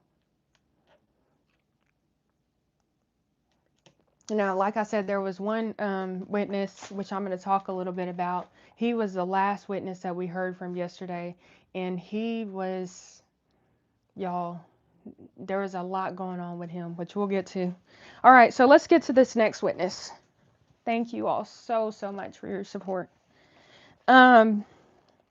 So he says he goes to school with the twins and he can recall the event. They asked him, "Can you recall what happened on April 2nd?" And he said, "Yes, I can recall it." And so he claims that Carmelo Anthony said, "Touch me and see what happens." He saw him reach into his backpack trying to a fist. Okay, so basically wow, okay, I remember this part. Okay. So basically I wrote down trying to, and then I said a fist fight. So I think maybe I missed something, probably the word start here, because the follow-up says, Austin said, "I'm not going to fight you at a track meet." So that's what this witness said. And I heard that from other people as well, that Austin said he's not going to fight him at a track meet. Saw people holding Hunter back when when Austin Metcalf passed. So this person saw people holding him back. Because obviously he's in distress. His brother just died, and so people were holding him back at that time. And we actually heard the police call, the 911 call, when they were calling to get help. And I didn't hear Hunter on there, but I did hear a coach, and I heard one other person. And basically, they were, I could hear the coach saying, "Stay with me, Austin, stay with me." Stay with me, and he kept saying something else too, which I reported on when I first did my first recap live, so you guys can go watch that if you're interested. Austin said, "I'm not going to fight you." Okay, so I got that. So it says trainers pulled him off Austin, but told him to go to the buses. So this person, the trainers had to pull him off because he actually ran to Austin and tried to help him.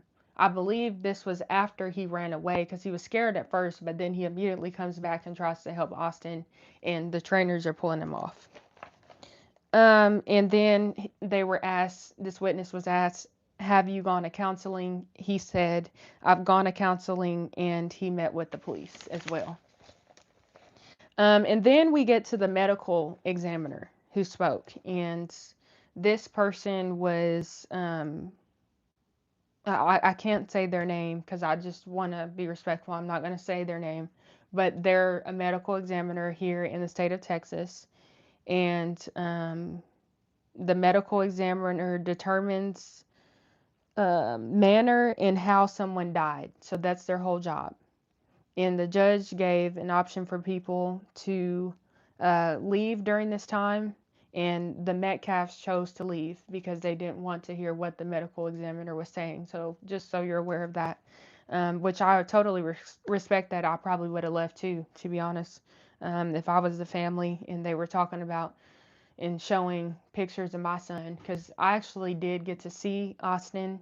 The prosecutor held up a picture and he wasn't supposed to show the audience, but because of where he was, like the angle of where he was, I could see Austin's face because the portrait was like that big, like this big. And he was like holding it like this, and he was holding it close enough but away enough to where I could see it a little bit. So I was able to see, and I was like, yeah, I wouldn't want to see that either. But they didn't show the audience because there were still some people who were part of the family and friends who chose to stay. But Megan left, left, and maybe some other people, but they were the most important. You know, obviously they're the parents, so I made sure to pay attention to that. Um, Austin passed away at 10:53 a.m. on April 2nd, 2025. And at the time, he weighed 213 pounds, 73 inches, and he was 6 feet and 1 inches tall. That's what she said. And he took an external stab wound to the chest. The stab was on the left side. And she basically went into detail a little bit more. And it was like, I didn't get to write down the full extent of what she described, but it was like, because I didn't understand the medical terms and all of that, but something about like the left six cartilage or something. I don't know. Something like that. And she like went into detail and really explained it. But the most important part is it was on the left side, okay? And then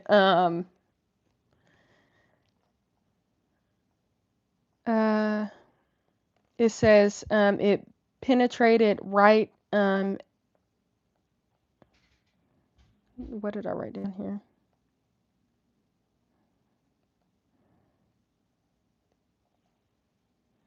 Okay. So basically it says I saw the photo of Austin. Okay, I already kind of went over that. Okay. So then after she kind of describes it a little bit, the jury looked very distressed looking at the photos. Like they were very distressed. You could just tell on their face. And I don't know if I mentioned this, probably in another live I did, but they were crying at points. So just so you're aware of that, the jury was. And the medical examiner said that wound to Austin Metcalf's chest was not survivable unless he was on. The only way he would have survived is once he was stabbed right there, he was immediately put on a, what do you call it? Like a doctor's table, and they immediately start working on his heart. Like there was basically no way to save him because there would be no way that within seconds they would have been working on his heart after this, you know? So he was, yeah, it was not survivable, is what she said. Um, and then we saw a duplicate of the knife. So we got to see what the knife actually basically looks like without seeing it, even though some people did see the knife, but I wasn't in the courtroom that day, at least not at that time when they got to see the blood on the knife. But the prosecutor brought a duplicate of the knife so we could see what it looks like, and it was black. And I remember like the knife was kind of like thick toward the handle, and it obviously began to get thinner as you go up to where the pointy part is. But it wasn't like a really really long knife, but it looked dangerous, like obviously something that could be used to kill somebody. Um, and they say that the knife, like the actual knife, looked really really bad. But like I said, I didn't get to see that. Um, and then I wrote down knife is dangerous under Texas law. I guess the prosecutor said that for some reason. I had that down, so I'd assume that.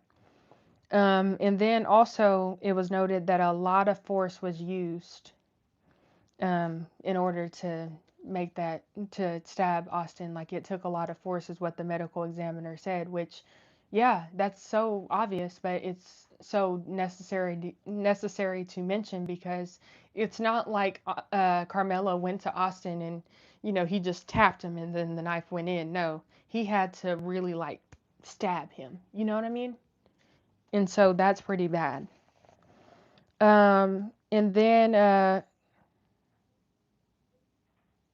I wrote down explains there are many possibilities as a result, because then um, not the prosecutor, but the defense was asking the medical examiner just questions that were very unnecessary, um, like hypothetical situations and stuff like that. And basically, she was just telling him there's multiple possibilities of how certain things could have worked out, but the facts are, and then she would just kind of repeat the same thing over and over. She'd go over what I basically went over with you. And after that whole conversation, the prosecutor made a huge decision. Now, I'm about to explain what that decision was, and then we're going to get into three more, let's see, four more witnesses. So, yeah, a lot happened.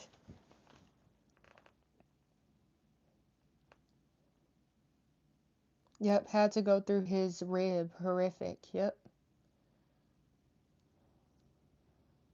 The knife was only 3.5 inches long. The depth of the knife was 2 inches deep. Okay. It was a pull out knife, definitely not a cleat cleaner. Oh, yeah, which I probably wrote this down and you guys might hear me repeat it, but um, this was a crazy part, which actually I know I wrote that down. I bet you I did.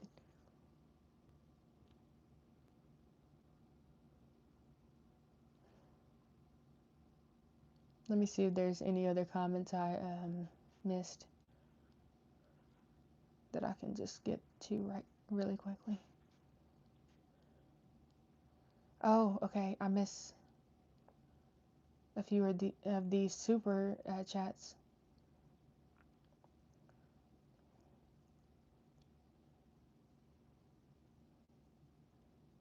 Did I miss something else? Okay, maybe I didn't. I don't. Okay, I did get that person. Okay, just making sure. All right, so I want to kind of go ahead and get into this next part because I have a very early morning. So if there's anything that you guys want answered, please type it like right now so I can see it before I start talking again.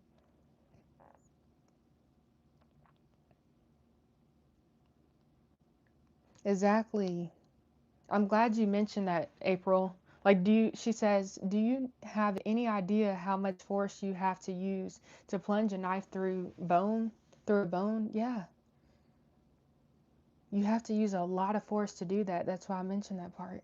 Because it's not like you're just eating a steak or something where you just, well, a steak can kind of be handled roughly, I guess you could say, but you know what I mean there. Like, you have to use some force. Somebody said, will you go to the Cheesecake Factory with me Thursday?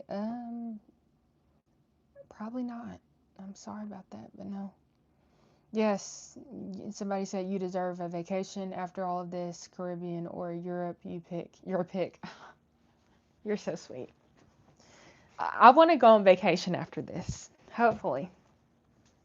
I was thinking about that. I don't know where I want to go yet, though. Carmelo needs to step up and take accountability for what he did. Yeah, he does. He really needs to step up.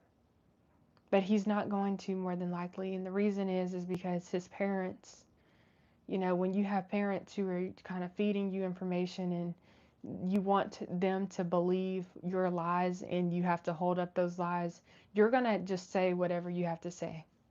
And you're going to keep that up. Some people do that kind of stuff where they'll just keep up that lie because they told their parents that lie. And their parents have really bought into it. And that's why I told you guys, like, Carmelo Anthony's dad looks so worried. He looks like he was just like in disbelief or something. And I'm just like, dude, the evidence has been before you this entire time. Like, nothing was supporting your son. So the fact that you guys pushed him through this and had him go through a trial instead of taking a plea deal is wild to me, because this case was literally so straightforward that the prosecutor went ahead and did this, which we're about to get into.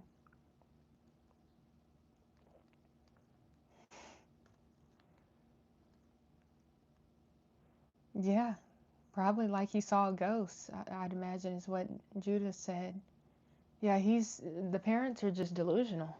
They act delusional, unfortunately, and the family's kind of, I saw them giving looks and eye rolls and all this stuff. I'm like, at the end of the day, this case is not about any of us. It's about your kid, and I pray for them just like I pray for everybody, and I feel like I've been fair to them and I've been honest. You need to tell your son what he needs to do in order to free himself, because the truth is what's going to set you free. And, there are people in prison who have given their heart to Christ who are living a better life than they were before they went because they have chosen to surrender, their life to Jesus. And that's the thing is you got to be honest. Like, dude, you did this and it's wrong. And Carmelo Anthony was so nervous throughout the entire, I mean, multiple, like I noticed the second day he got even more nervous when I was there. He was shaking his leg even more than he was the first day. He was just constantly just shaking, shaking. And I was just like, wow.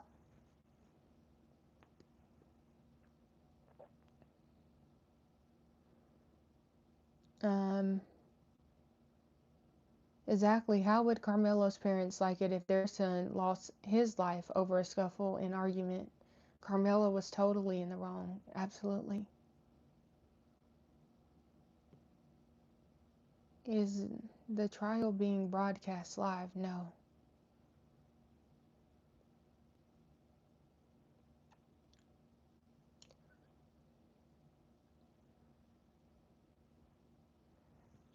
All right. So, yeah, the press conference said it all exactly, Jen. I totally agree.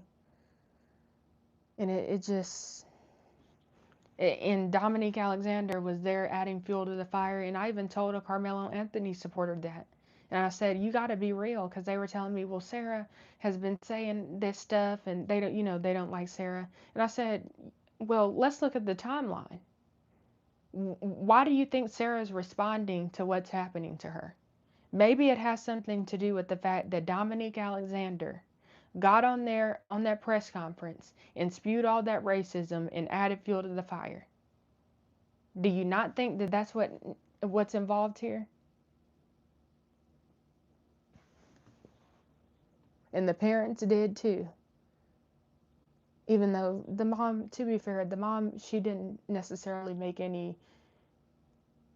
I don't feel like, well, she did make some, have a racial narrative, but Dominique Alexander, I think, was just, he was the one who was going really, really hard.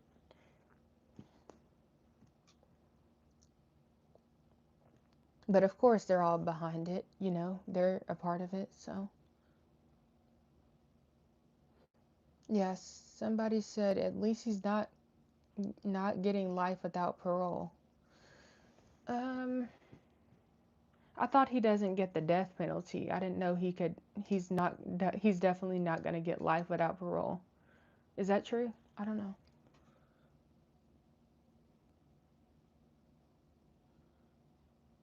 Um. Okay. Somebody said, "I know this is far long, but will you attend during Tyler Robinson trial?" I'm sorry that I'm asking this. Well, thank you for your question. You don't have to be sorry. Um, Honestly, probably not. I actually met Charlie Kirk, worked for him. I wasn't super, super close with him, but I think that case is very. I can't even look at any of the news footage when I see Tyler Robinson. I'm so hurt. I'm so angry. I haven't really, or I feel angry, should I say, and I just haven't really processed all of that. I'm not ready, and I don't think I'll probably attend.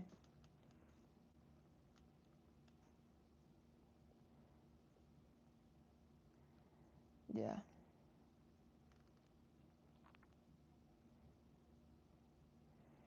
All right. So, anyways, so let's keep going. So the biggest news of the day was the fact that the prosecutor rested their case. That was pretty big news. because that means that the prosecutor believes that their case is very strong, and they don't even have to interview um, any more. They don't have to submit any more witnesses to the court. They believe that they have presented enough to prove that Carmelo Anthony is guilty beyond a reasonable doubt. And I thought that was like, wow, because it's still kind of early. But I think they made a very, we'll see how it plays out, of course. But I don't necessarily disagree with their decision, because I'm telling you, once the prosecutor made that decision, everything started falling into place. And I'm going to tell you why. The defense fell apart. Everything shifted after the prosecutor said that they rest their case. He was so, first of all, they've got a pretty good, darn good prosecutor who's over this case. I felt like I was watching a movie. This man was, I mean, his timing of saying different things, and he would stand up at certain points and make his point, and I mean, he's a pretty good prosecutor. I will say that. I was like, wow. Um, Now the defense, on the other hand, they were just wasting our time. They were terrible, and even Carmelo Anthony supporters in the courtroom did not like the defense. And I'm like, imagine raising $600,000 and getting some lawyers that can't even really defend you, because first of all, we all know you're guilty, but even they can't even seem to come up with a good case on your behalf. Imagine doing that. And that's the thing, is it's so unfortunate when you're on the wrong side of things, and I think that Carmelo Anthony supporters are. And it's going to be unfortunate when that verdict is, it's going to be unfortunate for them. I mean, it's going to be good for the Metcalfs and for people who want justice, but for them who are committed to supporting Carmelo Anthony no matter what, it's going to be a sad day for them, because, yeah, it's not looking good at all for him. And he's got a very bad lawyer, two bad lawyers. Let's just say that. So anyways, the defense brings up their witness, and so how this next part works is the defense is going to start presenting their witnesses, and they're also going to, after they question their witness, then the prosecutor is going to question their witness, which is called cross-examination. Okay, so we're going to start talking about the defense first, then we're going to talk about the prosecutor. Okay, or what the prosecutor asked him. So the defense brought Centennial's head football and track coach to the stand, and he asked him about track culture. And the track coach says students traditionally socialize at the event with other schools. And then the defense, oh, okay. And then he also noted that Carmelo Anthony was a defensive back and he was a starter on the football team. Carmelo Anthony in 2024 was the co-captain of the football team. Carmelo Anthony suffered a significant shoulder injury after about the fourth game of the season, and he doesn't remember if he was in multiple events on 4-2. So apparently, at some point in Carmelo Anthony's football season, in his last season, which was, I think he was a senior, he had an injury, and he was also the co-captain.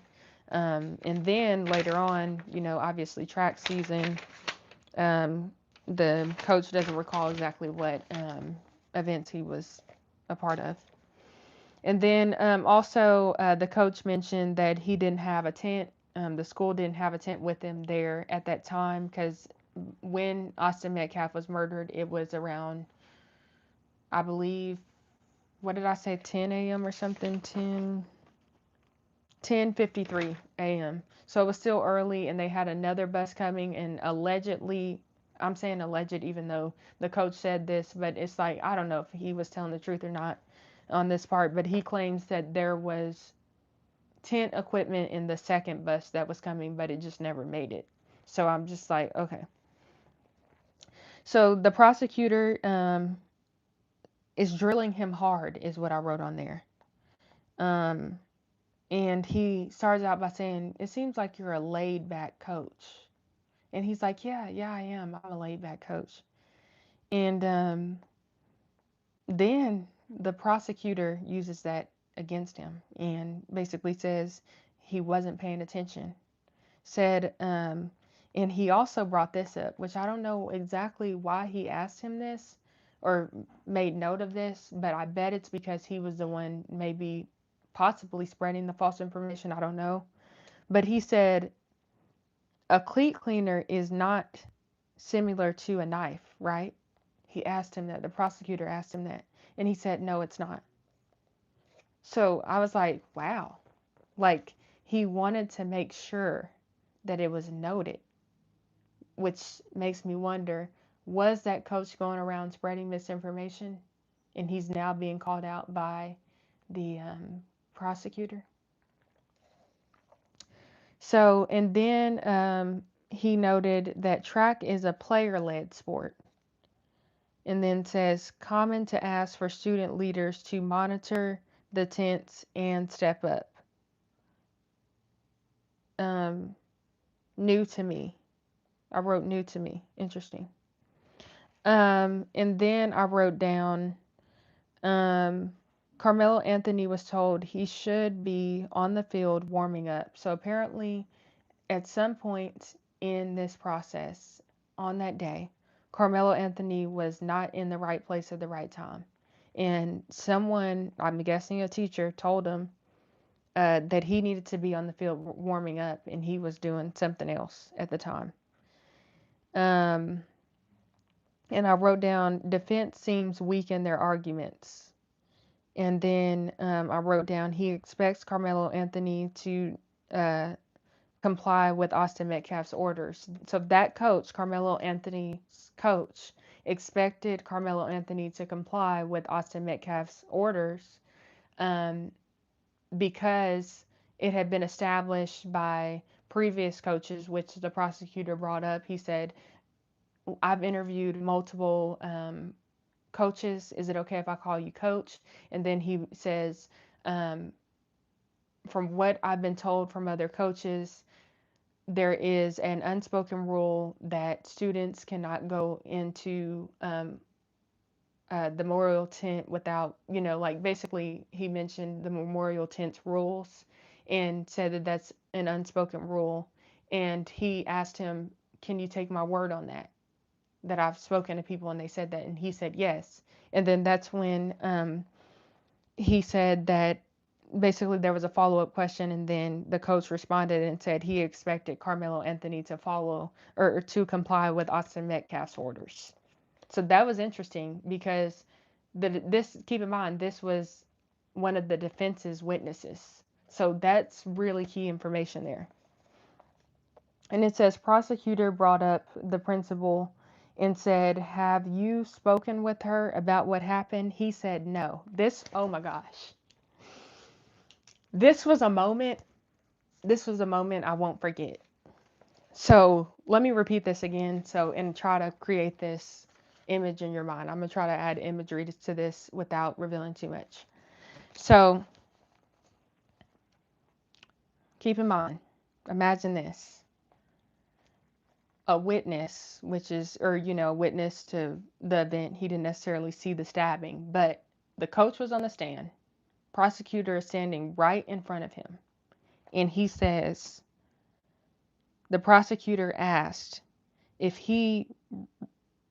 prosecutor brought up the principal. So he brought up Centennial School's principal, which is the coach's boss, and said, have you spoken with her about what happened?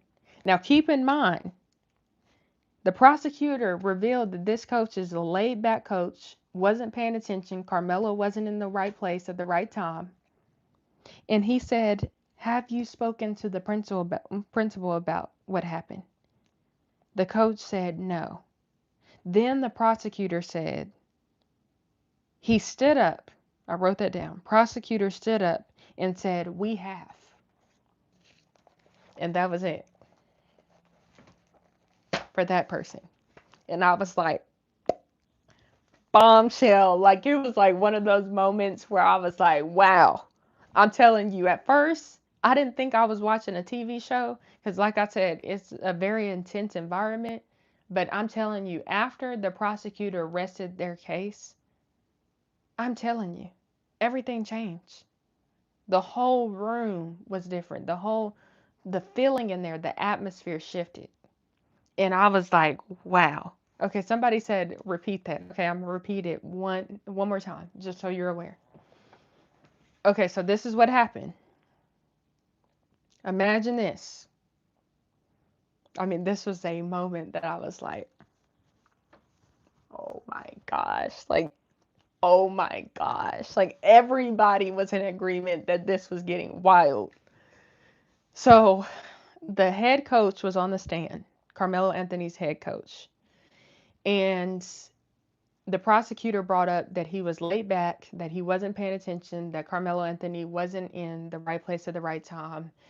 He had to be told that he needed to go warm up, and he was basically doing something in a whole nother area that where he shouldn't have been or whatever. So then the prosecutor asked the witness, the head coach, have you spoken with the principal about what happened? And he said no. Then the prosecutor stands up and he said, well, we have. And that was it. And it was just like, what did the principal say? Like, it was one of those moments where I was like, oh my gosh, like, that's crazy. So we have two more witnesses. I'm going to try to get through this as quickly as possible. Thank you all for joining. And most of you have been here for quite a while, or maybe you've been watching from the beginning, since the beginning. And I want to thank you for being here. So, and then I will, oh, I see. I was just looking at a comment. We'll get to that later. But anyways,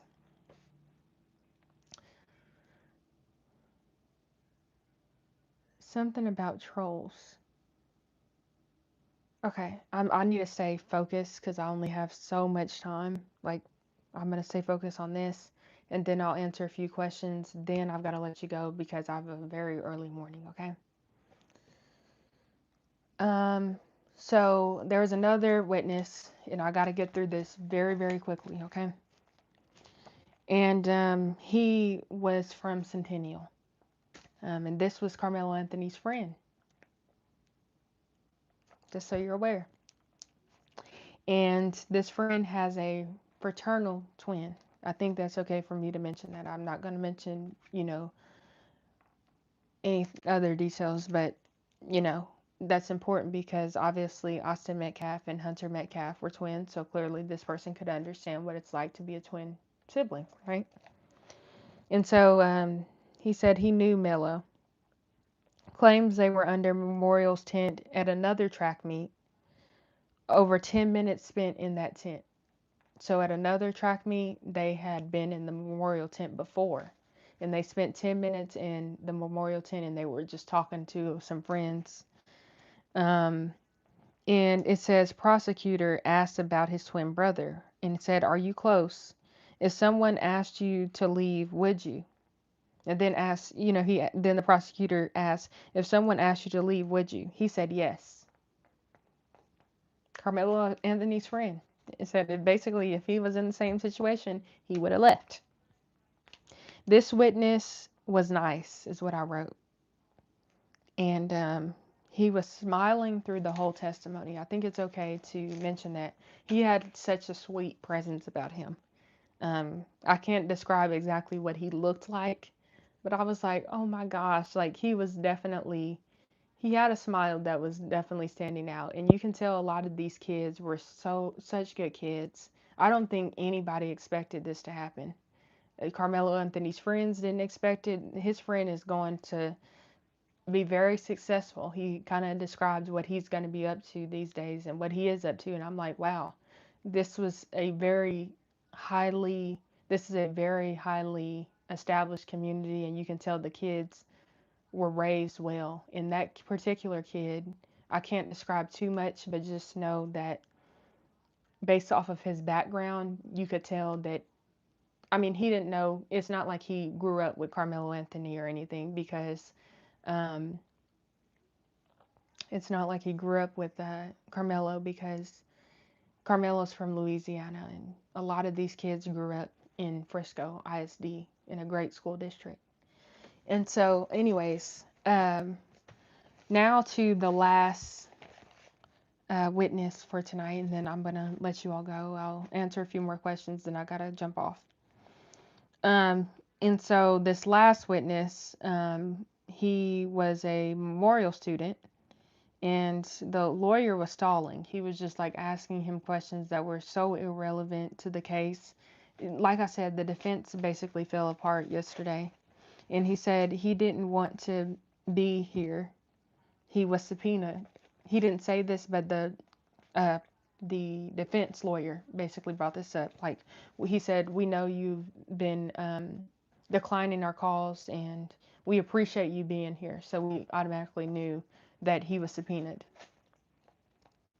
It says the jury looks like they're zoning out. Yeah, at this point they were all just tired. It had been a really long day and long week.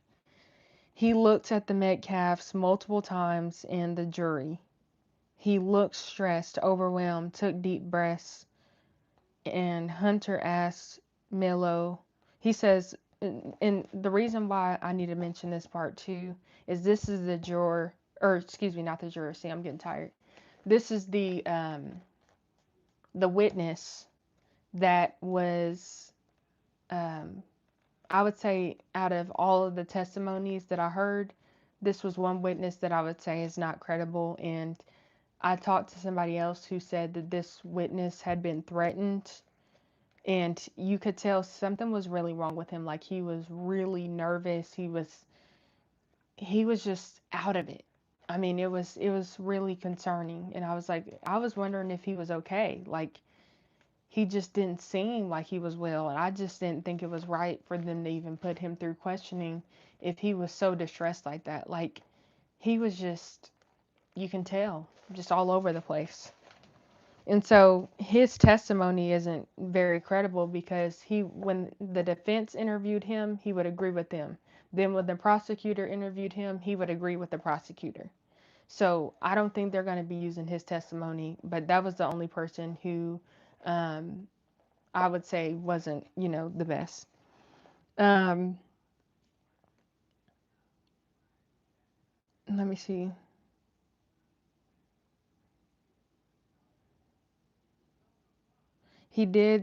This witness did say he didn't know Carmelo, which I mean, can you really lie about that? And then he says Austin Metcalf wasn't trying to fight him.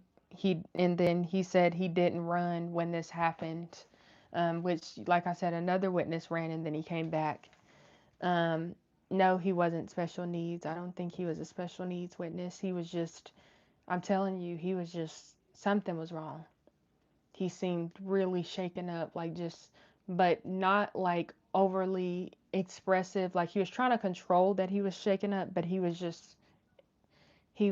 you can tell it was an internal battle for him. He was out of it. And then basically, like I said, he said he didn't run, so I'm guessing that's why they subpoenaed him. The defense said that he had spoke with him for 2 minutes, which was on that day that we were in the courtroom. Um, he spoke with him 2 minutes before he came up, and the prosecutor had said that he had already spoken to this witness multiple times.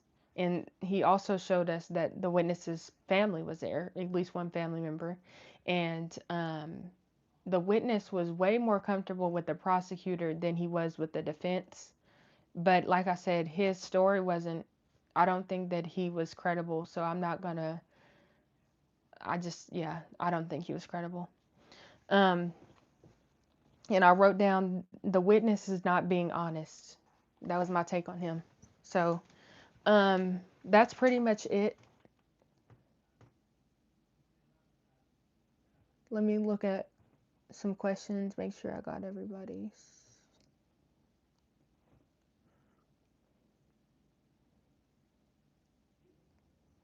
Okay, seems like there was quite a bit of conversation.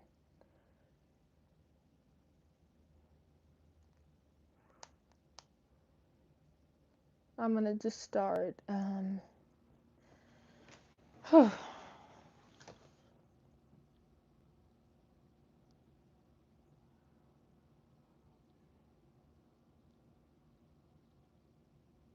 Will you be going back this week?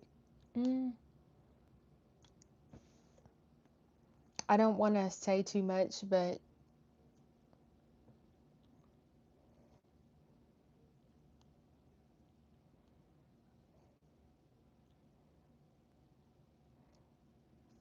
somebody said I played sports. Everyone knows to not go to the other team's area slash tent. I mean, I ran track. I know that some people do go into people's tent if they have permission, but I don't know of anybody ever being hostile and saying they're not going to leave when someone asks them to leave, unless they're looking for trouble or something. Like, it just wouldn't make sense to be hostile.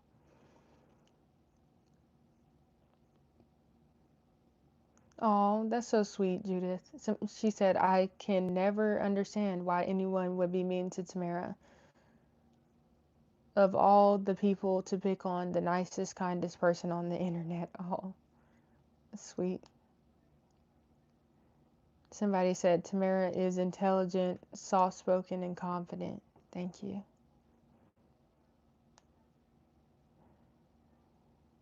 Why are the trolls not being blocked? Yeah, that was a comment that I noticed earlier. I don't know exactly what you're referring to, but I'm sure my mods are on top of it. Let me know exactly what you're mentioning though.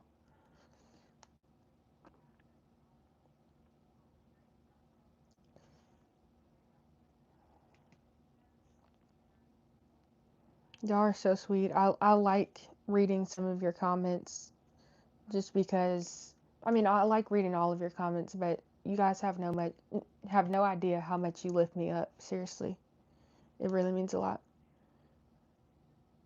Especially during something like this. Like this trial has been very intense, so I'm making a practice of actually like reading the comments out loud because sometimes you need to hear like, okay, we got you, and that's how I feel when I read these comments because I mean, like I said, there have been people who are also covering this trial who have been very hostile toward me.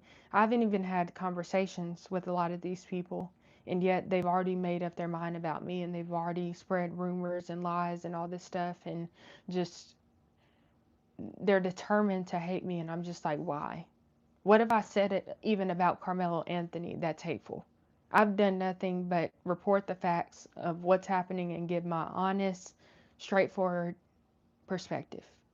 And I don't think I've been nasty about it at all.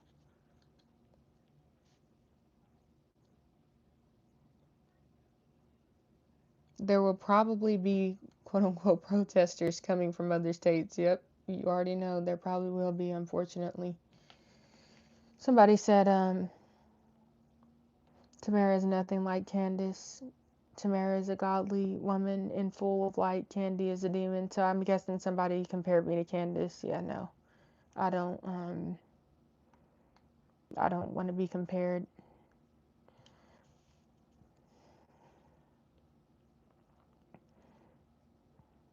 Candace is Candace, I'm Tamara. Like I don't somebody says, I enjoy your content and appreciate you. Thank you so much. Southernish. Thank you. I would say I'm kind of southernish too, huh?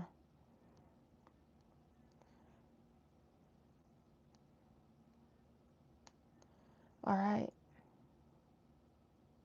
How do you feel about this case not being televised?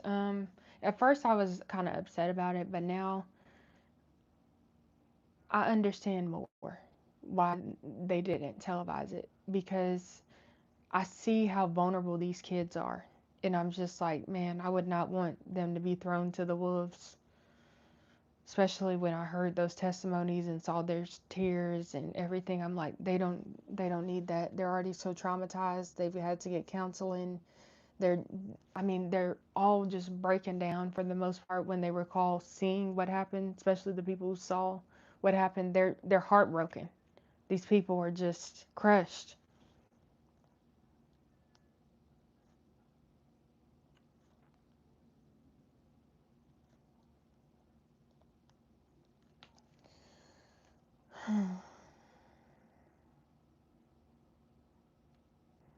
I'm sorry I didn't get to read everybody's comments. If you commented something and I didn't get to read it, I want to say that hopefully I can get to your comments next time. But I'll probably go live again and give you guys more updates.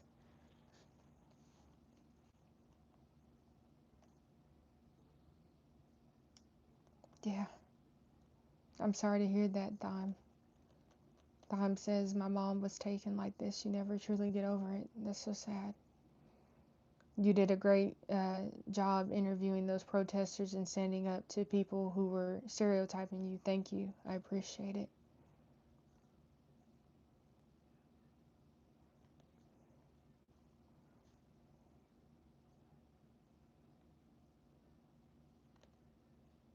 Yeah, I like that. All right. Um,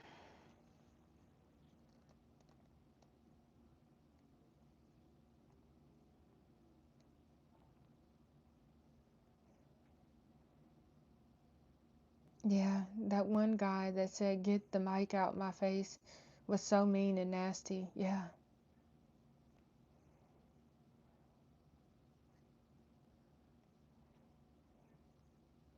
thank you. Somebody said you did a wonderful job addressing the old man who came to you, very professional. Your hubby is a funny guy. Who's my hubby? I'm not married. Don't take on the hate, Tamara, or the racism. It comes from people who hate themselves and are projecting because you are so intelligent, well read, kind, beautiful, and dressed sharply. We got you. Thank you. Appreciate it.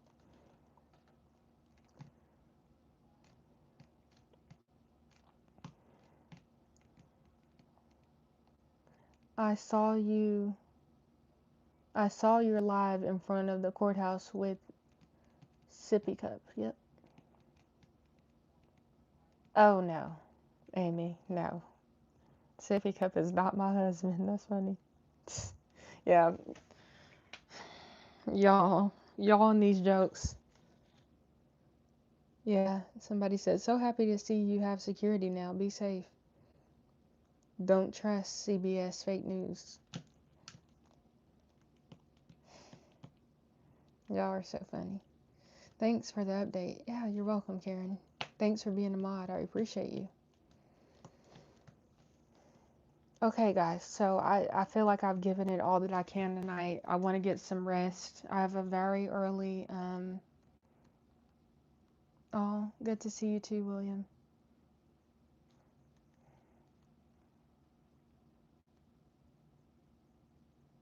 I think there could potentially be riots. Somebody said, what do you think post-trial gonna look like? Riots are mostly peaceful, probably riots, but I hope I'm wrong. They said, somebody said, thank you, Tamara, for standing so strong with the haters and protesters. Thank you for reporting. Thank you so much. You're welcome, guys. Thank you. Good night, all. Thanks, Tamara and mods. All right. Well, I think that's a good stopping point. I hope you all enjoyed this live. And I want to thank you all so much again for the support. Thank you to everybody who liked this live, who shared this live while you were on here, who commented, who shared your thoughts. Like, it's all so greatly appreciated. And I love each and every one of you guys. And thank you for your support. Also, I want to thank everyone who was able to give and support me while I'm here, whether that's through Cash App, Venmo, super chats. They're all greatly appreciated. And if you weren't able to give, it's totally okay. I want you to know that. I never want you to feel pressured. I never want you to give your last for me. Please don't do that. But if God has given you more than enough and you want to be helpful and be a blessing, I love that. But please never give me your last. Somebody brought up their social security and I just felt so bad. I'm like, no, please keep your social security. I want you to keep that. I know that is so important. So, um, somebody said there won't be riots in Texas. We won't put up with that. Come on now.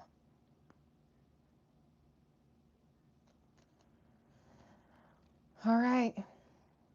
Bless you, Tamara, and all here praying the rioters aren't going to burn down the city. Yeah, I hope so. I hope not. I hope they are not. Thank you so much, Weather Mark underscore outdoors, for the $4.99 super chat that says be safe out there. We really appreciate the good work keeping people honest. Thank you. I appreciate your support. And nice profile picture. It looks like you like to hunt. That's pretty cool. Make sure and leave a comment after the premiere. Yes, please leave your comments after we're done with the live. That actually helps boost it. And share this live if you really enjoyed it.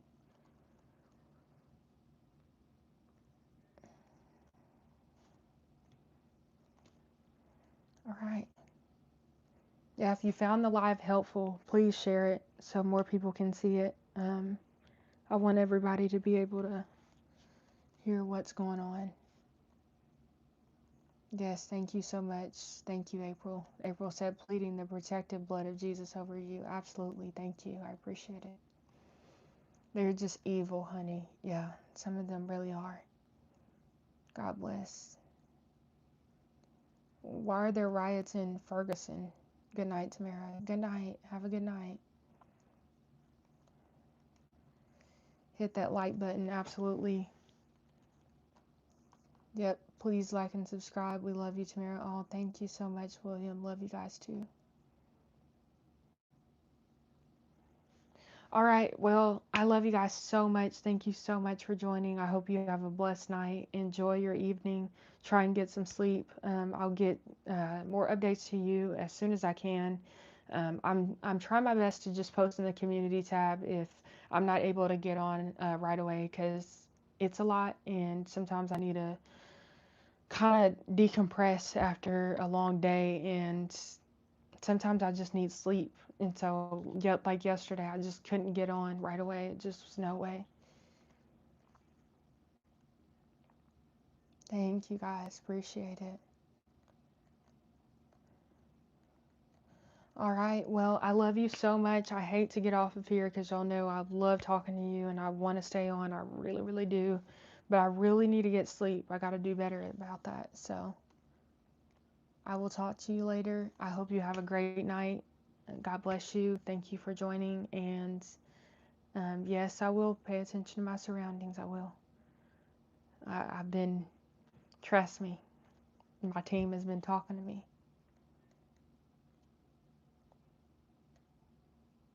Yes, amen. Talk to the Lord and rest. Absolutely. I'll be talking to him tonight for sure. No apologies needed, honey. Your body is a temple and you need that sleep to keep that temple holy. Absolutely.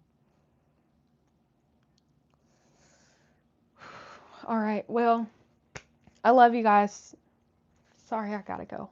But you'll hear from me soon. Be sure to hit that like button, share this out, comment, let me know your thoughts below. Also, like someone said, if you want to comment after this live is over, that also helps to boost the live. So if you can stay and do that, that'd be greatly appreciated. Love you guys. Talk to you later. Bye. Thank you, Mod.